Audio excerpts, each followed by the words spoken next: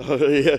Look at all the video games. Look at all of the gamers on Sunday. Sunday. Welcome to Supernova Sunday 2026 here in Baltimore. I am Civ, and I am excited to talk about some Super Smash Bros. Melee for the Nintendo GameCube, where we are doing our top 16 here on Sunday. I am joined by my esteemed co-host, Nikita. How are you this morning? Doing fantastic. I think I got a little more sleep than you, so might be have a little more pep in my step this morning. Listen, I'm a professional. Yeah. You should clock in the AM, or I think we got to talk about this. So yes, they have the 9 to 5ers doing all of the AM slots for the entire weekend. You started at, were you 11 a.m., 10 a.m., 11 a.m.? Yes, all 3 days. All 3 days. It's like, hey, this guy's got a W-2 form. Get his ass in the AM blocks now. Yeah, it is great to be here. I mean, I love the morning blocks. You kind of see who the grinders are when you're walking backstage here. The VIP room's over there. Cody and Zain have been warming up with each other since before I got here a few hours ago. Yeah. So hands are going to be warm today. And I think that's like something to note, too, because at least during our block last night, it was kind of a slot fest in terms of execution being dropped, controller issues all across the board. Yeah, it's been kind of crazy. I mean, we saw somebody perform surgery live during a set. Twice. In the same set. Yeah. And then also we had some other unfortunate controller issues where Jmook unfortunately had to DQ out of losers because their controller broke. So it's been some crazy storylines. We were talking about that a little bit earlier. Some of the crazier things that have happened this weekend. You want to talk a little bit more about it? Yeah, I could throw a bone here. I mean, we were talking about it before. I think everybody's been talking about it on the block, just in the crowd among the setups. This tournament. What is the tournament to determine the real number one ranked player in the world? One? Yeah, asterisk, honorable mention, hidden boss. We do have Mr. Honorable Mention himself here in the building, sitting in winner's side, mind you. And you know who's not sitting in winner's side? The real number one, according to the rankings. And Zain, we're talking about Zain and Cody, obviously, if you don't know. You now do. We're not going to beat around the bush. But Zain put out a tweet that he doesn't feel that he necessarily earned that number one spot that he got because Cody just didn't hit attendance, won every tournament he's been to. You know what's going on. You saw the graphic. And this was the tournament to prove that Zain is the true number one, or Cody's the true number one, or maybe Wizrobe and Hungrybox are the true number ones as well in that 2 or 3 spot. And there was an upset. A little bit of an upset. A little bit of a one. And I don't know if it is going to be the first match. I hope we do see it. Zain's sitting in loser's side to qualify for top 8. Yes. Has to win 2 sets at this point, or is it just the one? Has to win 2, right? Yeah. If you're sitting in loser's side, it has to be 2. So we will see Zain going up, fighting for their tournament life from this point onward, which is crazy to say so early on. And, you know, it's so funny. I had to track down Krudo yesterday and apologize to him to his face. It's like, listen, I saw you go down 0-2 versus Zain, and I got up and I left. I was like, this is unfortunate. I don't need to watch this. And then I come back, and apparently the reverse 3-0 happened, and I was like, oh my goodness. And I was like, I did not recognize your game. I apologize. That one was funny too, because I don't think anybody believed it, right? Yeah. I think Krudo tweeted a screenshot later of like the Melee stats chat where it's like, well, they're projecting out what the bracket's going to look like for top 16, top 8, any potential like fun upsets. And they were this one was not on the radar at all. Literally, I think verbatim, there's no chance, there's 0% chance that Krudo upsets Zain. And then the response is Krudo's like, there might be a chance. Surely a little shot. Yeah. Evidently, it's a big shot. Apparently, he's sitting nice and pretty, going to be fighting against RapMonster during this top 16. I was looking at the bracket a little bit earlier. That's going to be one of our winners quarterfinals matches. We also have None and Aklo. Yeah. That's going to be a lot of fun. None on his journalism Mr. Journalism? Mr. Journalist? Yeah. Mr. Journalist. I've been loving the documentary style content that he's been putting out. Yeah, it's been a lot of fun. It's live, like at the events and whatnot, get a feel of the vibe in the moment. I've been really enjoying it. I think something to note too is I'm trying to think of who the 3 of them were, but it was Joshman. I think it was Joshman, moky, and Soonsay are rooming together. It's some combination of some of a lot of Fox. The Foxes, and they have had the worst sleep of their life this weekend. Yeah? Yeah, like literally, like apparently waking up in like cold sweats, like night terror stuff, not being able to get some rest. Oh my goodness. And if you look at the bracket, we see Joshman and losers. I think Josh needed some sleep. But it did work out for the other two. Soonsay had an incredible set win, and moky was able to win as well. I'm trying to think of any other hot storylines. I think the fact that some people you think are invincible are not invincible. RapM can bleed. Yes. He didn't lose, but went Game 5 with Agent. Yes. The classic Yoshi story combo at Supernova 2025 off the left side of the stage was against Agent last year. Kind of the thing that helped skyrocket it. But do you remember who else RapM beat at Supernova last year? Last year, he beat Krudo. I commentated that match. And do you see what we have on that first winner's side quarterfinal match today? You don't say. Yeah. You don't say. So I do know that RapM has that set win from last year, but I believe the most recent set might have been at Creed, where Kyle Krudo won at Creed. So I'm not sure if that was the most recent set. That was only a couple of months ago, but certainly it has been a little bit of a back-and-forth affair between the two of them, a couple set wins apiece at minimum. So I'm very excited to watch that matchup. So that'll be a lot of fun. And also, we have seen some other fun stuff this weekend. Do you see that clip with Hungrybox? I don't know if I would describe that as fun stuff. Some scary stuff. Yeah, man, we're talking about how RapM can bleed. Hungrybox can pass out. Yeah, Hungrybox can pass out. I say it was fun because I had no idea it happened. And then Hungrybox comes up to me and he goes, yo, zip, check this out. I think, I don't know. Hungrybox has had a lot of stories this weekend. I think my favorite one is the pointing to the cutout of him to the VIP guy because he forgot his VIP badge. And he's like, I'm on the ad. Unfathomable aura in that moment. It was so great. It was so funny because I took the picture afterwards, right? But I'm watching it happen, and it was just so casual where he's like trying to get into the guards, like, halt! And he goes, that reminds me of one of my other favorite Smash stories. I think it was for Zain's #1 ranking in the previous years. If you look, check the blurbs, Jackzilla covered it. It was at Full Bloom 2024, I want to say. So that might have been Zain in 2024 for the blurb. But Zain left his wallet at the venue, and we went to a restaurant downtown. And it was like, because it was after the tournament, it was after 10 p.m. or something. So you had to have ID to get in, and he didn't have his ID. And so what ended up happening is he showed him his Wikipedia. It was him and Jorge. He was like, this dude literally verifiably is over the age of 21 on Wikipedia online. Yeah. And so showed him the Wikipedia page with his face, like holding the phone next to Zain's face. And then the bouncer, after some big convincing, was like, take a lap and I'll let you in. And so then Zain took a lap and he was inside the restaurant later that night. That is amazing. Yeah. That is such a funny story. Imagine that kind of flex where it's like, I don't have my ID, but can you check out my Wikipedia article? That's insane. And speaking of, we do see Zain up there right now with the patented Zain pillow. Do you think about that? Do you think about the physicality of when you play, the posture and whatnot? Do you pay attention to that type of stuff? Or are you goblin gamer? Yeah. I mean, from like our side on this side of the table, I usually note specific player posture stuff. Like if Jmook's sitting down, I'm noticing how Jake is sitting straight. Yes. Because he's like the posture king. You get the pillow players. You get Zain, I mean, notably Preeminent yesterday. The pillow was not on point, dropped the controller twice. And he said it was the first time ever he's dropped a tournament, or dropped a controller at bracket. Really? And it happened twice in the same set. So unfortunate for him. He was feeling down about it, but was able to, play well.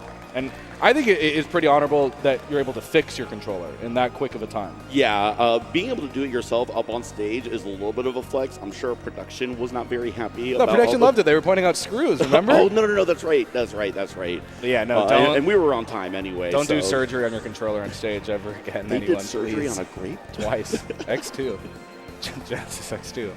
Oh, my goodness. But it is going to be up against Zain. We're going to have Epoodle. Epoodle Zain being from the same region. I think Epoodle might have moved up to Tri-State because he's been going to a lot of... is that right?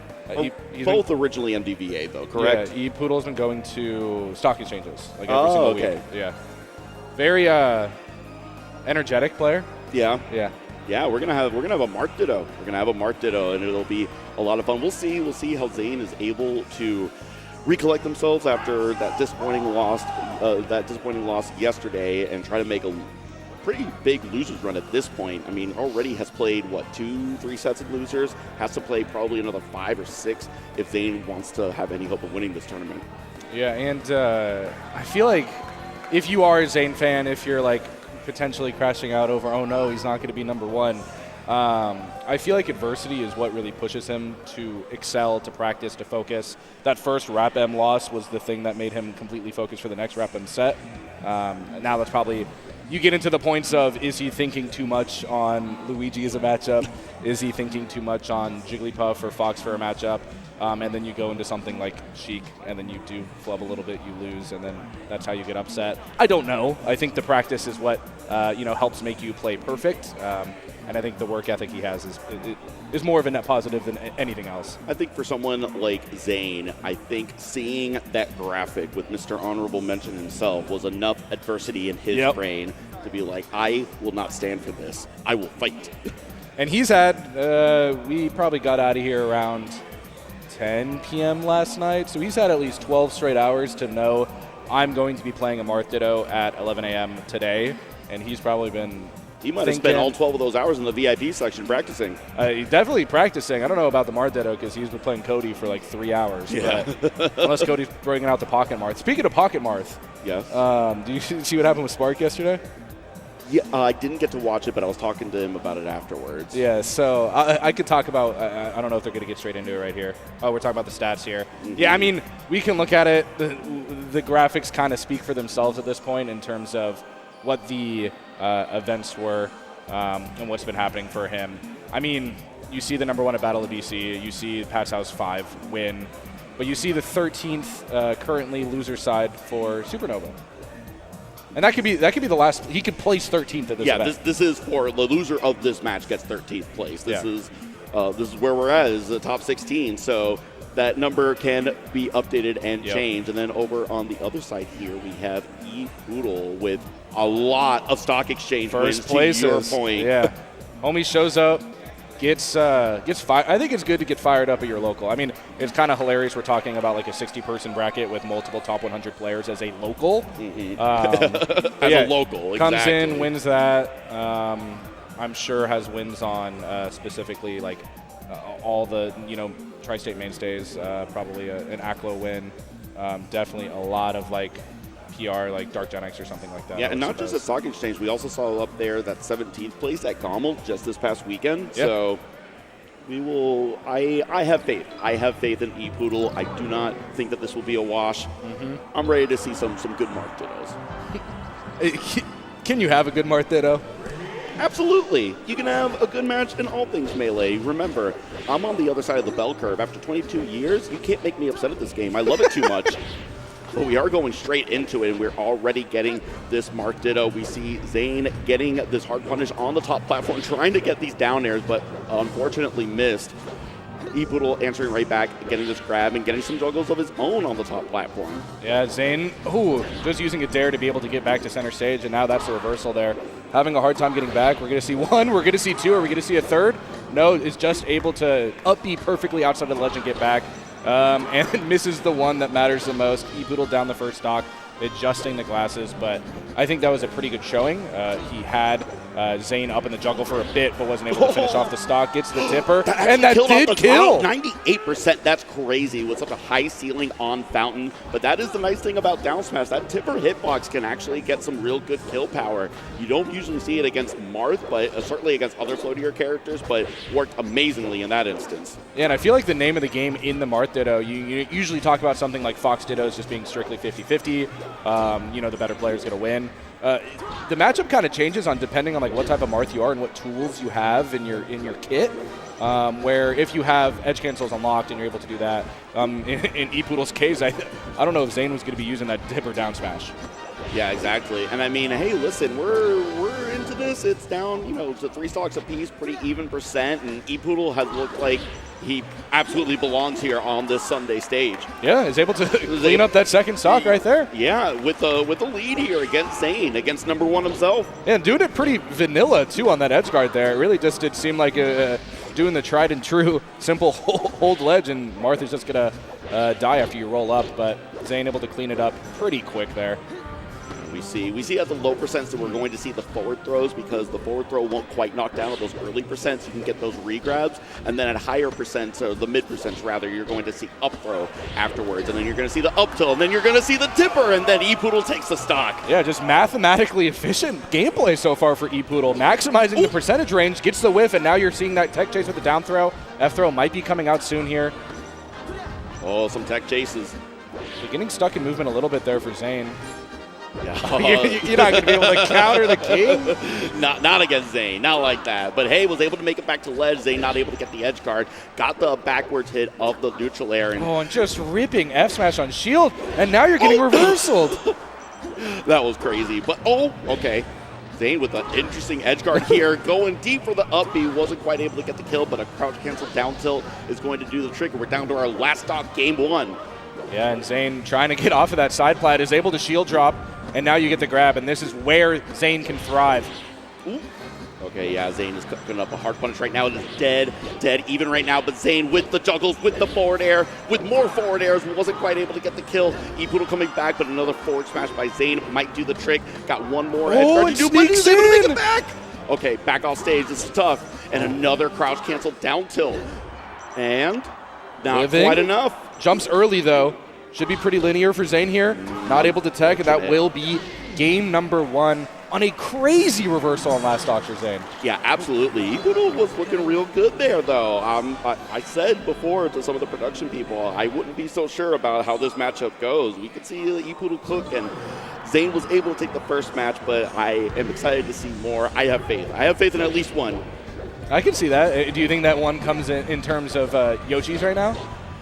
We'll have to see. I don't know. I think that is very interesting. I think it takes a lot of chutzpah. I think it's like the percent player, right? Like Epoodle knows his range on tipper F smash, tipper down smash. Probably even knows like the range on like Thundercats. You kill way earlier. The percents are lower on Yoshi's, but you're again saying on Yoshi's. Like yeah, exactly. But in that situation, those kinds of edge guards are going to happen on any stage. That deep back air into the ledge hog at the 80-something%. Oh, didn't turn around for that down tilt. That is another great thing. We saw the down tilt edge guards from Zain. Now Epoodle trying to work that on this stage where the decline of Yoshi's story allows you to get that hitbox way down there, way below ledge where you cannot sweet spot past it. Yeah, and Zain in a positional lead has been getting down to stage from being knocked up with a lot of dares. Not necessarily safe, but Epoodle's kind of been respecting them, or at least not expecting them, I guess, if he's not respecting them. And we see Zain do this thing that I have seen a lot more, where Zain is ready for the Amsa tech, beautiful ledge tech on that down tilt. But we see Zain do the fade out Amsa techs with the down air and does an immediate up B, having faith that they will do the Amsa tech. And we saw it work in that instance on the last stock. Yeah, we saw it there too with the next level play where Epoodle did get the hit, expected Zain to Amsa tech it and immediately covered it with the down tilt, but I mean, you're just going to get tippered and you're going to die. That's, I mean, I have a feeling we're going to see a few more tippers at the very least during this match. Don't go down there against Zain. Scary, scary. Okay, gets the reverse hit on that. Yeah, interesting. Wasn't quite able to get the ledge hog, but a crouch cancel forward smash gets Zain back off stage. We'll see Epoodle. Phantom! It was shielded and then shield poke.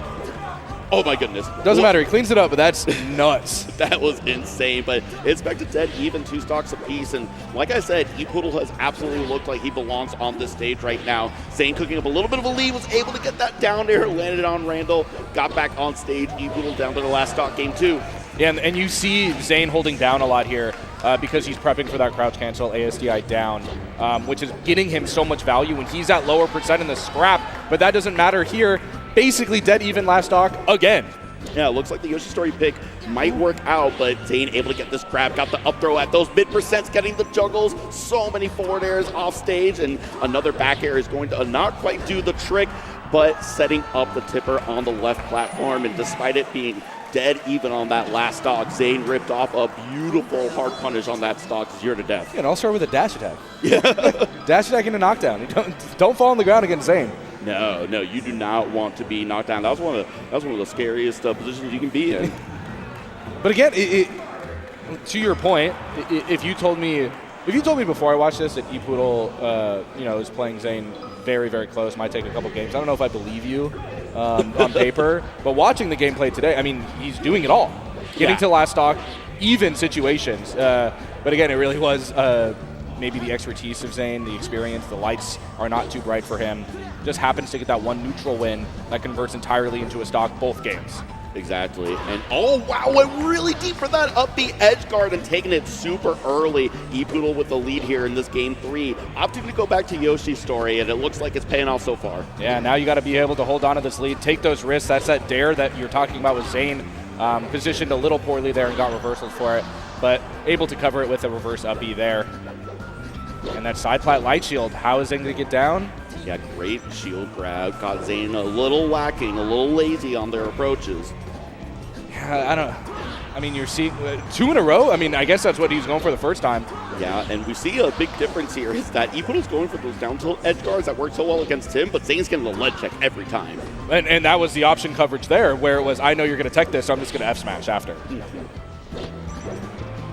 Trying to get Epoodle off stage. Epoodle not giving Zain an easy path to take that stock here, and is now building up quite a bit of percent here, 38, 40, building it up more, getting these tech chases, went to the left platform, wasn't quite able to get a tipper or anything like that, but still working really hard on this, got the tipper finally, but not enough to kill. Yeah, good enough TI there, but okay, one.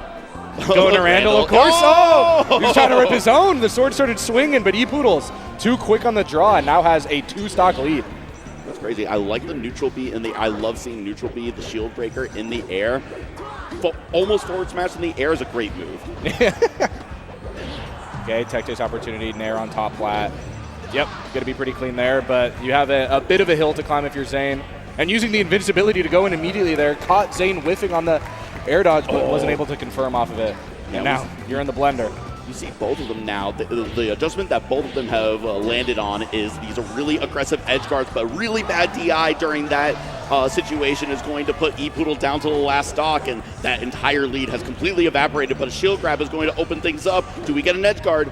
Gets off stage, able to get back, goes low enough. Oh, and the dash attack that we saw in game 2. Yeah, that was a great crouch cancel, but unfortunately up tilting on shield's not going to do it. Okay, tech chase opportunity here. 1. Not getting the second, but still able to continue the chain. Whiffs! Okay. Third opportunity here, gets poked. And now we're back to about as neutral as you can be, running straight at each other. So scary, but able to get a couple tipper forward airs off stage. What's going to happen? Do we get the edge guard? Oh, leg tech! Crouch cancel. Oh my god. Oh! No, he whiffs the tipper. It was too close. Still so close right now, though. Zain back off stage. Randall in the picture, but got the back air. Should have jump Not back. quite enough. Randall! And an absolute heartbreaker whipped on the edge guard, and Epoodle gets knocked out. That's going to be Zain taking it 3-0 in a heartbreaking fashion. Oh, yeah. I don't even know what to say. They're talking about that was so close. I don't know if he got jump back from Randall or if he didn't already expend jump, but I don't know if Epoodle knew that he had jump. Yeah, it was. Zain waited until the last possible second in order to get that double jump back into play there. And Zain, I mean, listen, it was last stock every single time, and if you're playing for 13th place on a Sunday, I think you feel pretty good about yourself. And but it's not even final stock, even or whatever. He had the kill confirm. He had it. That was a one game. Yeah, twice. Yes. That was a one game. Absolutely. We saw a super aggressive up B on that first game on Fountain of Dreams. Oh, you're going to do what I want to do? Okay, I'll just do it after you. The edge guarding was also, I think, cleaner for Epoodle than Zain. Yes. Oh, that Phantom was crazy, but was ready for an up B reversal afterwards. Yeah, and Zain, it really did seem like Zain was getting stuck on top of Epoodle the entire game. Posturing was really good for Epoodle. I mean, I think if you took away the name tags, some people might say that Epoodle might have played better. Yeah. Okay, I'm just waiting to see what happens on this last stock.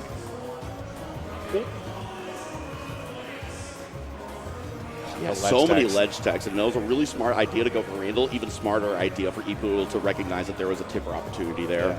Randall almost like screwed Zain a couple times there where, okay, it's safe, you extend it a little bit, but Epoodle knows you're going to go there. Yeah, Randall made his presence known throughout this entire set for sure, and we're going to see, just had the double jump and wave land on Randall maybe. I imagine that instead what happened was that Epoodle let go of ledge and just missed the double jump input. Yeah, or he tried to roll and miss input as well because roll probably would have killed there. Yeah, very unfortunate. but great resource management from Zain. Like, we didn't know if he had jumped because he jumped all the way down in the blast zone. And that's what you want to see if you're a Zain #1 believer.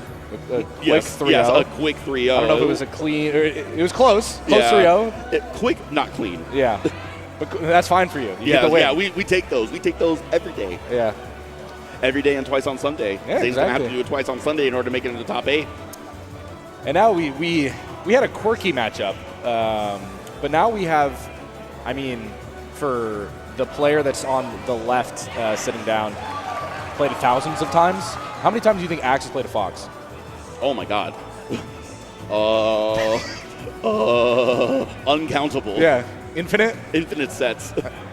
The infinite sets of infinite sets. Yeah, but we have Axe, Joshman, and this is losers.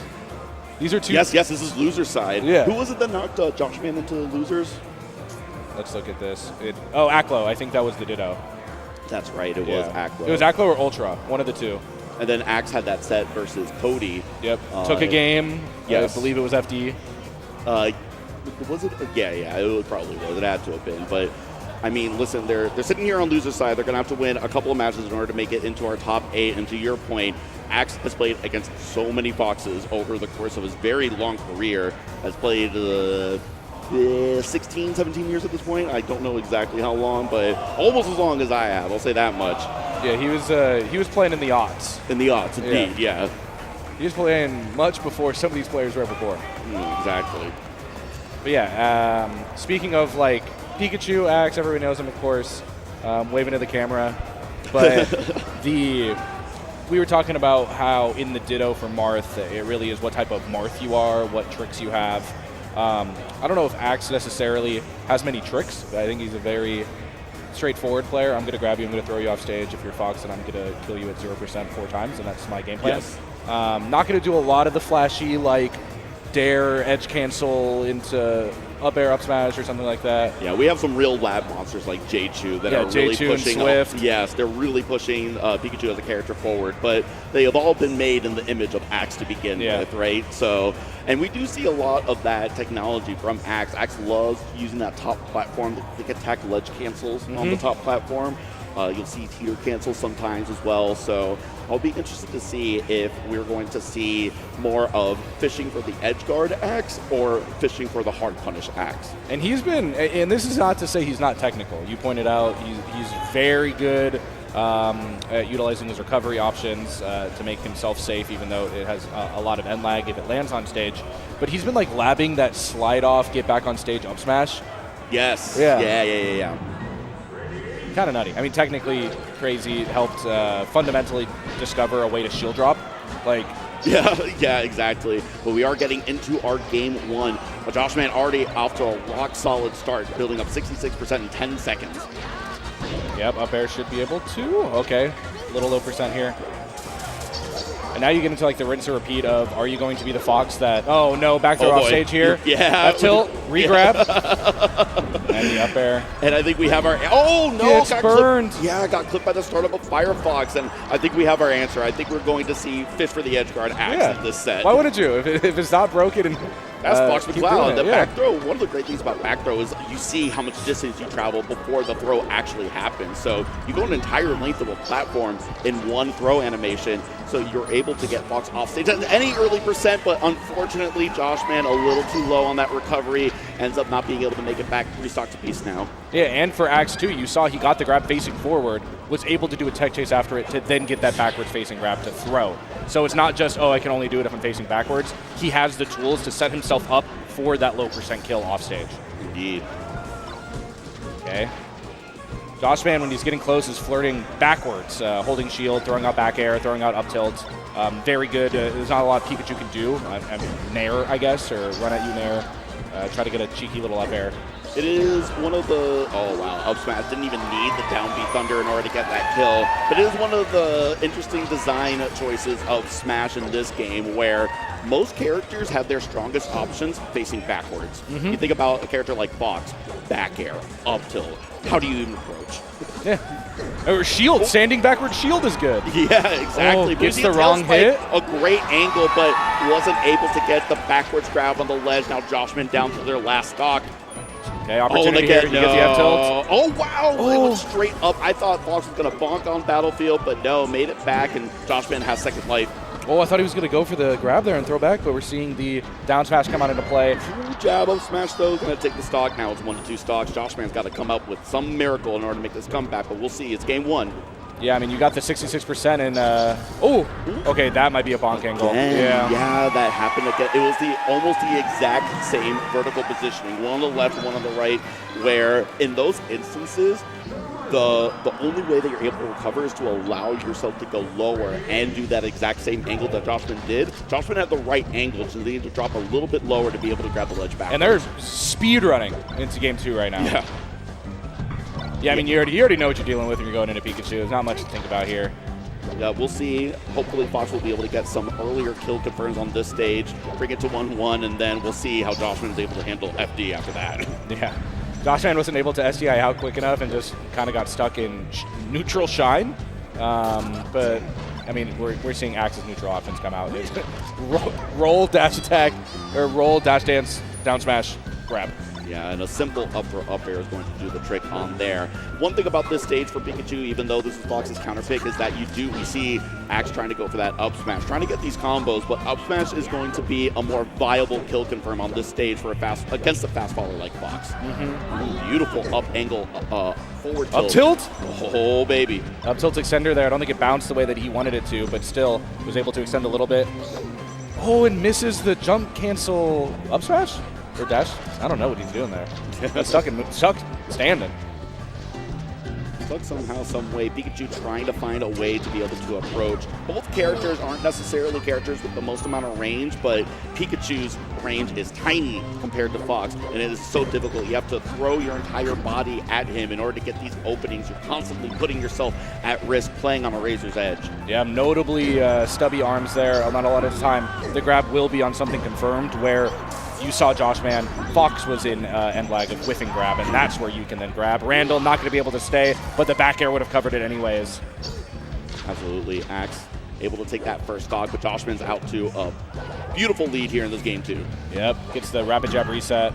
Oh, it eats the down smash there to be able to get back and get a grab, but not able to stick it in it long enough.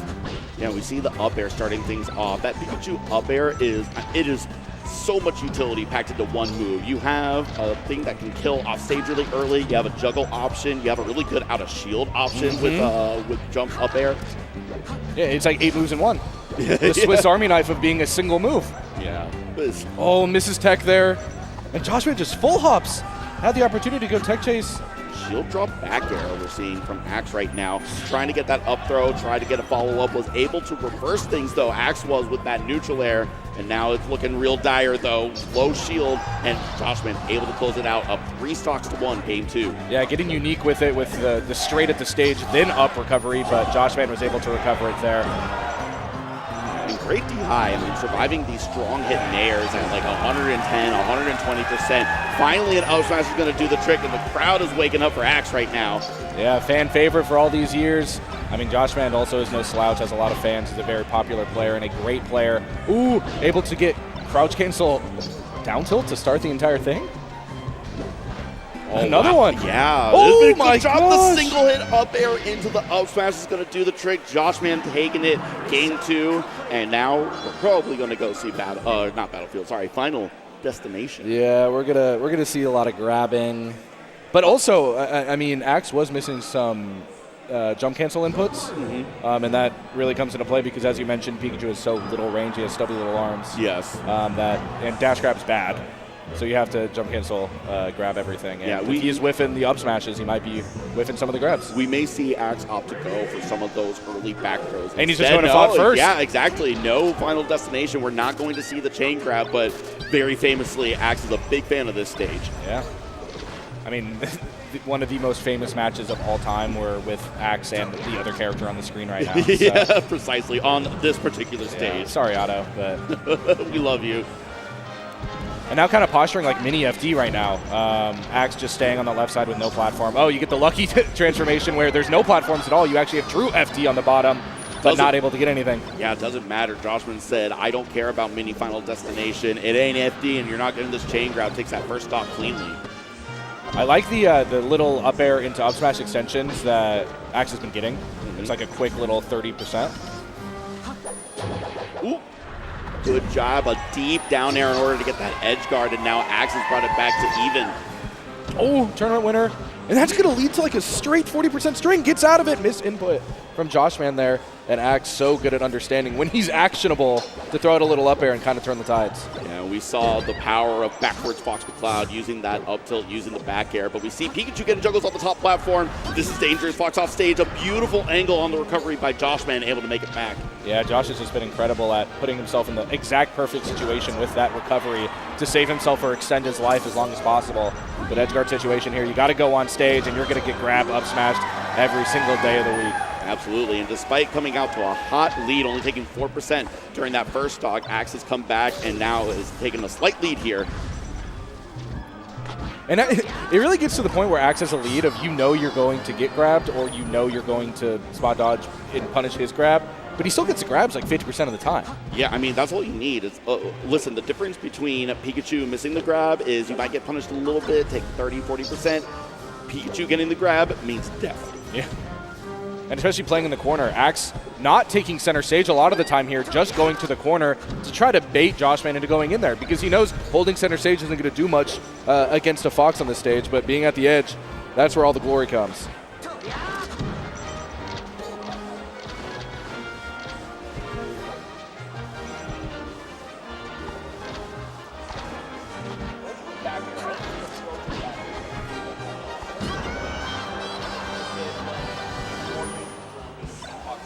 Yeah, and he had it there too if he didn't get the SGI, which Axe will probably hit 99% of the time because he's just so great at mashing, at controlling his controller.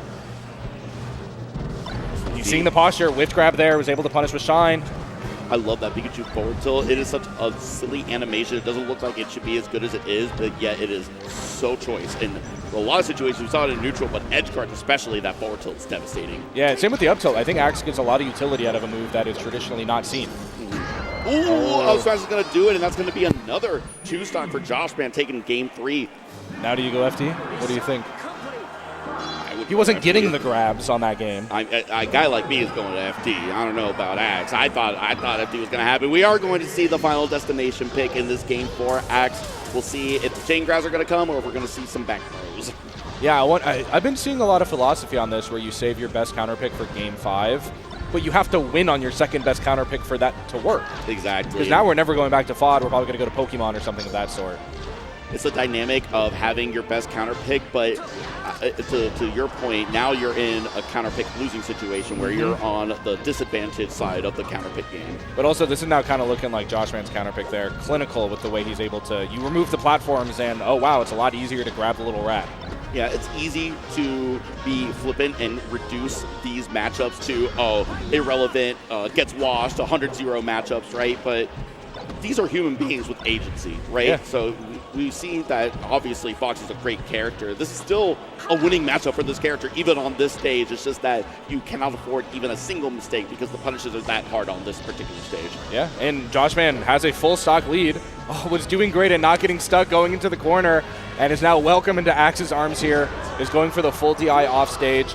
Oh, had great DI. Yeah, as a matter of fact, I think maybe the DI was too good. In that situation, at a low enough percent, I think Fox could have survived if he did the no DI. So, but that's tough. That's tough because you're trying to get away from regrabs. You're trying to get away from other stuff. So, unfortunately, lost a stock there, but it is now 3 stocks apiece. But Axe with a huge percent deficit ends up getting killed with the up smash. Yeah, Joshman just keeping it simple.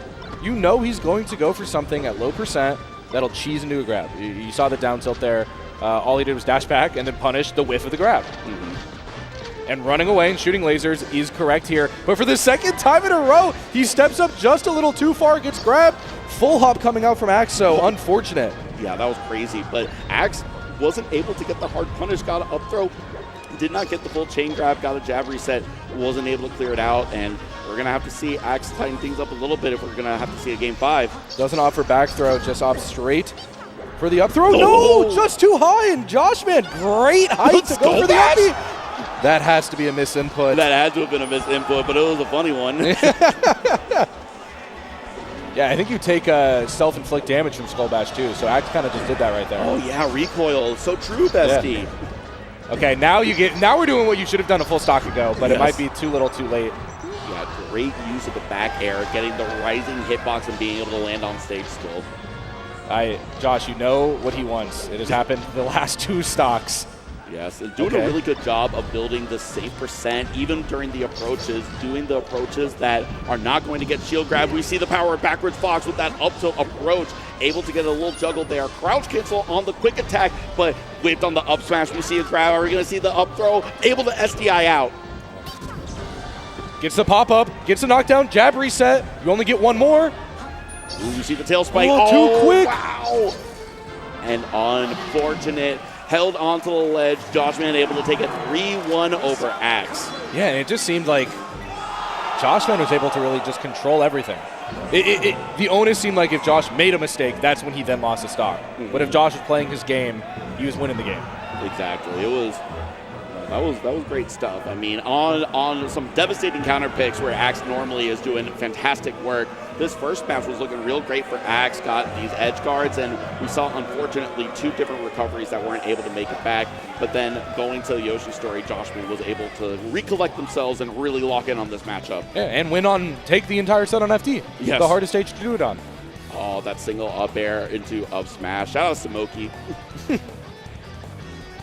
Yeah, and the dare that burned. And that was the other thing, too. Axe had some opportunities off stage when he did get the grab. Oh, not the Skull Bash. I mean, Joshman almost did the exact same thing, too, when he accidentally side B'd in neutral, but got saved out of that. Yeah, Joshman moves on. Yeah, that is going to be the last loser side match that we're going to see for now, but we're moving on to our top 16 winner side matches, and this one's going to be a heater. I know this one's going to be a heater because we're about to get Mr. 3.5 awards himself, RapMonster versus Kyle Krudo, the talented and handsome Kyle Krudo. Yeah, of course. I mean, this is another one where it's really funny where if you just remove the name tags, right? Why is everyone getting so hyped over Sheik Luigi? This is a terrible matchup. I mean, I guess if you put the name tags back and you ask RapMonster what he feels about the matchup, he says it's not losing, so... Yes, we were talking about that yesterday, how RapMonster really believes in the character Luigi, that Luigi doesn't have any losing matchups, and I said it yesterday, bless your heart, RapMonster, but that's incorrect. You have some losing matchups, and this is one of them. And you're going to see a lot of why that is today if Kyle Krudo's playing how he plays. Hi, little guy, how you doing? Is that RapM's? Wait, RapM's in a suit. Wait, real? Wait, he looks fly. Hold up, wait a minute. Yo, the fit goes crazy right now. Wait, I've never seen this type of RapM. This is new. No backpack either. No hat, backpack. No hat. No hat. No, this is all business RapMonster right now. Look at this. I think he's calling me into his office right now. He is the principal? Yeah, he's schooling these kids. That's crazy, but we see the results up here right now in a first place at Mate 26 out of 97 people that event. Second place at Gommel, famously lost to lloD just this past weekend, but on a monster run right now, still on winner's side and feeling pretty good about themselves. I mean, got the fit on, got the awards. We'll see if RapMonster can get the W. Yeah, and you were talking about some of their previous head-to-heads, right? You mentioned Creed. That was their last played event, and it went 3-1 in Krudo's favor. Yes. So you're right on the timeline, and you're right on it being the most recent event. And Krudo's actually won 2 straight since that Supernova event. Okay. And talking about that, Krudo, fantastic player, but did not make top 8 last year at Supernova because he ran into RapMonster. Yeah, that was RapMonster. In order to make it to Sunday, that's what it was. Yeah, I mean, he had some crazy sets. He had the Agent set, he had the Krudo set. The one that everyone is like, oh, it's cool he beat Agent and made it to qualifiers, but he's going to run into Kyle Krudo and lose. No, I was ready for RapMonster even back then because he had been playing since the beginning of the year, and we see right now they are getting right into it. Blue Luigi versus Blue Sheik, and already Krudo off stage, but RapMonster missing that edge guard. Yeah, and RapMonster's so good in terms of being able to convert off of these edge guards. And we just see Waveland off of ledge into perfect up B to get the kill there. Yeah, that was great. Following on the platform in order to get that up B kill confirmed, but we are going to see a lot of that. RapMonster is so good at being able to get those up B punishes in a similar way that Jigglypuff will rest punish the very exploitable end lag of Sheik up B. Luigi can do the exact same thing with the sweet spot of up B of his own. Yeah, except better. Puff can never get all the way over there from ledge. No, not a shot. But we see a huge match on this recovery, the double jump. Kyle Krudo was ready for it, though. A lot of discipline to stay on that ledge and to be able to get that ledge hog. Yeah, very similar to how Zain approaches recovering. RapMonster very good at saving a lot of his resources. You saw he expended that full down B and then still had the double jump in pocket to be able to extend that edge guard. Did get, ultimately taken for it. And it has the raw read. Again, just able to get these punishes. That up B is going to be devastating. You just cannot be in a position where you get knocked off stage. That is the big thing that Krudo's going to have to be able to maintain. But we see a huge punish. Sheik being combo food for Luigi right now. 75%, 82%. Not able to find an opening, but finally able to get the shield grab and whip the Waveland. All right, another edge guard opportunity. You're going to get hit with the dare there. High enough that Krudo might be... you're going low still. I think Kyle might have recovered a little bit earlier there. Yeah. Use the height to your advantage. And I love this platform cancel neutral air. I love to see that every time. But we see something that RapMonster does during these ledge hog situations where you wave dash to ledge and you use things like triple jab to delay yourself from being able to grab ledge and grab it when you want to. It's a really good way of, because you still have the momentum from the wave dash. We see a misfire. Barely missed though. But I mean, this is looking real rough for Kyle Krudo right now. Got the up B off the top, and that's going to be a 3-stock for RapMonster to open up this set. I don't know how far back that replay is going to go when we look at the end of the set, but I think that was one of the instances where the down B was interrupted too early in the frame startup that he had the charge left after. Because Krudo played it correct, got the needle cancel to interrupt it, but because of that, it was too early, too perfect. Yes. Rapin was able to instantly mash again after, get the height, to then be at that perfect horizontal height that a misfire brings him back on stage. Yeah, exactly. We are going to go into our game 2, going right back to Battlefield. This is probably a good idea for Sheik. I'm actually a little surprised that they struck here. Thinking about it now, this is historically Sheik's best stage I think in most matchups. Similarly to the way that RapM feels about Luigi not having losing matchups, I wonder if he feels similarly with stage picking. Because we were scratching our heads a little bit yesterday during doubles with what they were doing. Yeah, exactly. Confidence is key. If you beat Sheik on their best stage, maybe you beat them. I don't know. I wonder if, as a community and a meta, that we've just reached that kind of endgame meta where people are starting to get into the real weeds of it, the real wacky stuff, and it might not even necessarily be the fact that it is the optimal thing, but that it is an arms race of no, it's this idea, but I have a different idea, and then we get lost in it. You know how like two people play each other so much that they have their own developed meta between each other? Well, that's how Mono feels about the game. We were talking about it last night. He feels like counterpicks should not be black and white paper on paper, character versus character. It should be you as the player against the player you're playing against. Absolutely. There are foxes that I do not want to take to Dreamland as a Peach. Yeah. And that's just the way it is. Yeah, that's the way it is indeed, but no misfires on this recovery. Going for the down B mash and was able to get the ledge hog, now down to 3 stocks apiece. Yeah, and Krudo able to show off what Sheik can do once Luigi is off stage. Because that edge guard is infinitely easier than what RapMonster has to do to kill Sheik. Oh, gets caught with Fireball on platform and a second bear. Oh, great shield to be able to get out of there. But the mash from RapMonster. That mash was insane. It was a pretty decent percent, too. So had to be pressing a lot of buttons for that one. Had the guaranteed one jab, or one pummel. Just kind of getting stuck on the side plat here for the side of RapMonster. Yeah, and it's so hard to get. Oh, we saw the invisible ceiling there, but wasn't able to do anything further with it. Oh, no, you can't be whiff and grab backwards, Krudo. You're going to get stuck in the blender. Oh, maybe too low. No, that was bad. Tried to go for the edge guard, but Krudo was ready, was able to sneak into the ledge grab there. And now you're at 122%. You can stay in that shield, do whatever you can out of it. You're going to see a lot of narrative shield. A grab for Krudo here goes a long way. Yeah, I wonder during that situation where Sheik went for the neutral air out of shield for the punish, what you're supposed to do instead, because got punished for going for their own punish at such a low percent, but you got to do something. You got to find some sort of opening. You can't just Luigi hit your shield for free. Yeah, and that's probably the safest option for Sheik in that situation instead of just waiting, I guess. And the trade-off is you get percent. I get extracurricular activities, I suppose, but yeah, really unfortunate that we're talking about you're getting punished for punish. You're doing something correct. Yeah, exactly. And it's wrong. That's a lot of melee these days between OMS attacks, ASDI down, crouch cancels. There's a lot going on. There's a lot of up Bs right now, and RapMonster is able to come out to another lead here in this game too. Yeah, DI's off the grab to not go to top platform, and that's the thing that actually ended up taking Krudo's life. The coin.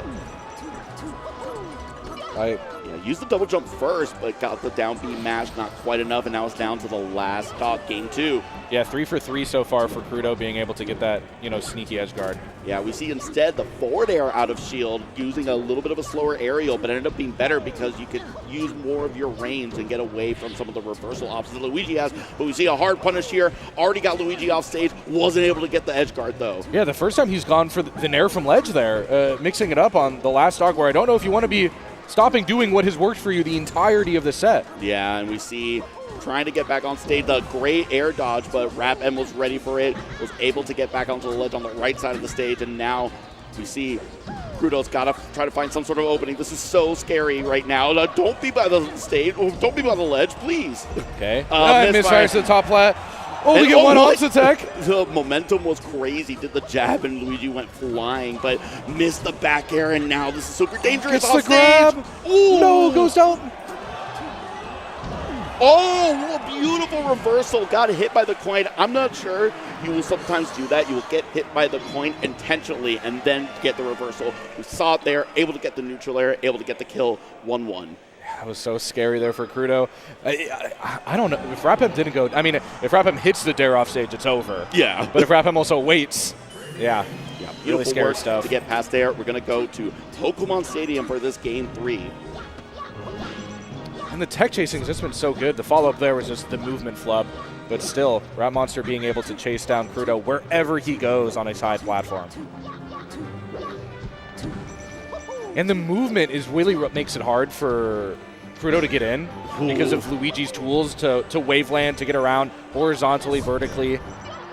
Yeah, we saw Sheik got a little bit lazy coming down on RapMonster, and RapMonster was able to get an up smash. Pretty good move jump by Luigi, but another misfire. Not sure how necessary that one was for the recovery, but Kyle able to get Luigi back off stage and not able to complete this edge guard. No, gets hit at the end and then gets stuck in movement. Really unfortunate, too, because Kyle's been so good at edge guarding this entire set. Yes. Up tilt value. Oh, okay. I thought up B was going to happen again. I thought it was going to be another up B tech chase. No. Oh, a reverse forward air ends up taking that stock, and now it's 3 stocks apiece. I think that was one of the ones where RapM wanted to go for the up B, but realized he moved too far in the wave dash, and then had to go for regrab or up tilt or something, and just whiffed. Now, I don't think it was necessarily in this case, but there will be those moments where because you have so much time to get the punish, you almost get paralyzed by the amount of options that you have. Decision paralysis is a real thing, folks. It is, but a neutral air is going to be the correct decision for that instance. Gets the kill off the top. Yeah, that stings for Kyle, too, because it was because of that high side plat.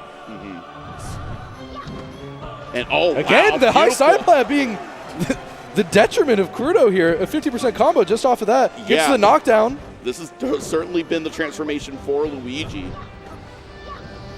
Yeah, and smartly biding his time before going back on stage to wait until Pokemon returns to normal. Yeah, using the neutral, I like that. Using the Fireball, you can do the reverse B. Using that just to be able to turn around as Luigi and then have access to things like back air and that edge guard. And so you could just instantly wave dash back as well. Exactly, yeah. You have a few different options. Oh, just got caught standing. Yeah, just stood still in order to get hit by that grab, but a misfire is going to get RapMonster back on stage. Up not a clean, but up 3 stocks to 1. Yeah, good to go for the reversal there. Upper wouldn't have killed. The next one will, misfire. But it doesn't even matter. It wasn't a whole lot of misfires during the first couple of matches, but now we've had like 3 or 4 in this one match alone. Yeah, and they've been saving RapMonster every time. Yeah. Or at least extending it. We haven't quite seen the misfire as an offensive tool quite yet. We'll see if RapMonster gets in his bag for that one. Krudo unable to get the double fair there and gets reversaled with RapMonster's own fair and uses that down. He's one of the best Luigi's at using that down B to be able to escape and then combo off of it as well. Yes, it is surprisingly difficult to be able to punish that.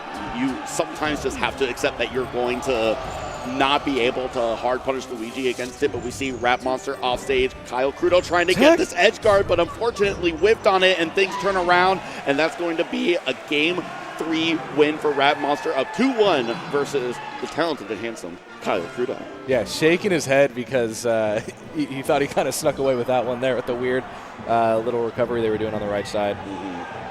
You going Dreamland? Yeah, okay. Saw him hover FD and got a little confused. Yeah, that certainly would have been a confusing pick, but Dreamland makes a lot of sense here. We will see how Kyle Krudo is able to adjust it if we're going to a Game 5. Okay, so great at being able to convert off of that knockdown. Goes for the up smash for the first time, maybe just going for a soul read. Luigi dash attack in the big 26. So valuable. I mean, if anyone's going to make it work, right? Yeah, famously a bugged move does not have the ending hitbox of it. That's why it's that bad. Yeah, I think its only purpose is to catch the... Oh my gosh. Another misfire. Kyle was ready for it that time, though. He's like, I'm tired of this. He's just got to be ready for it every time. Cover 2 options at once. Stay off the stage, please. Oh, wow. It's the drop zone. What was that platform cancel into a slip-off? I don't even know how RapMonster did that. That was insane. I have to go back to that replay afterwards. And he's also so good at knowing where his character's going to move, gets the reverse grab. He wave dashes through him, then gets the grab backwards. Yes. And RapMonster obviously going to be an expert at using the full-length wave dashes, where if you get the proper angle, not just the 45 degree, you can get crazy distance with Luigi. Yeah, playing between, you don't want max distance every single time.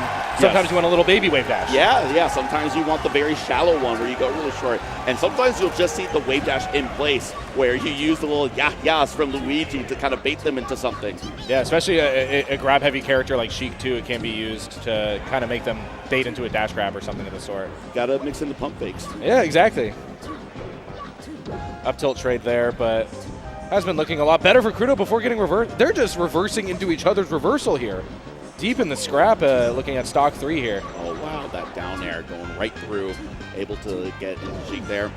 Got a forward air off stage, not another misfire though, and a beautiful neutral air to set up that edge guard and a wall jump forward air. Not quite enough to close it out. Still has his down B charge. Does he still have a double jump? Doesn't matter. He probably did. I wouldn't even have doubted it. Yeah, exactly.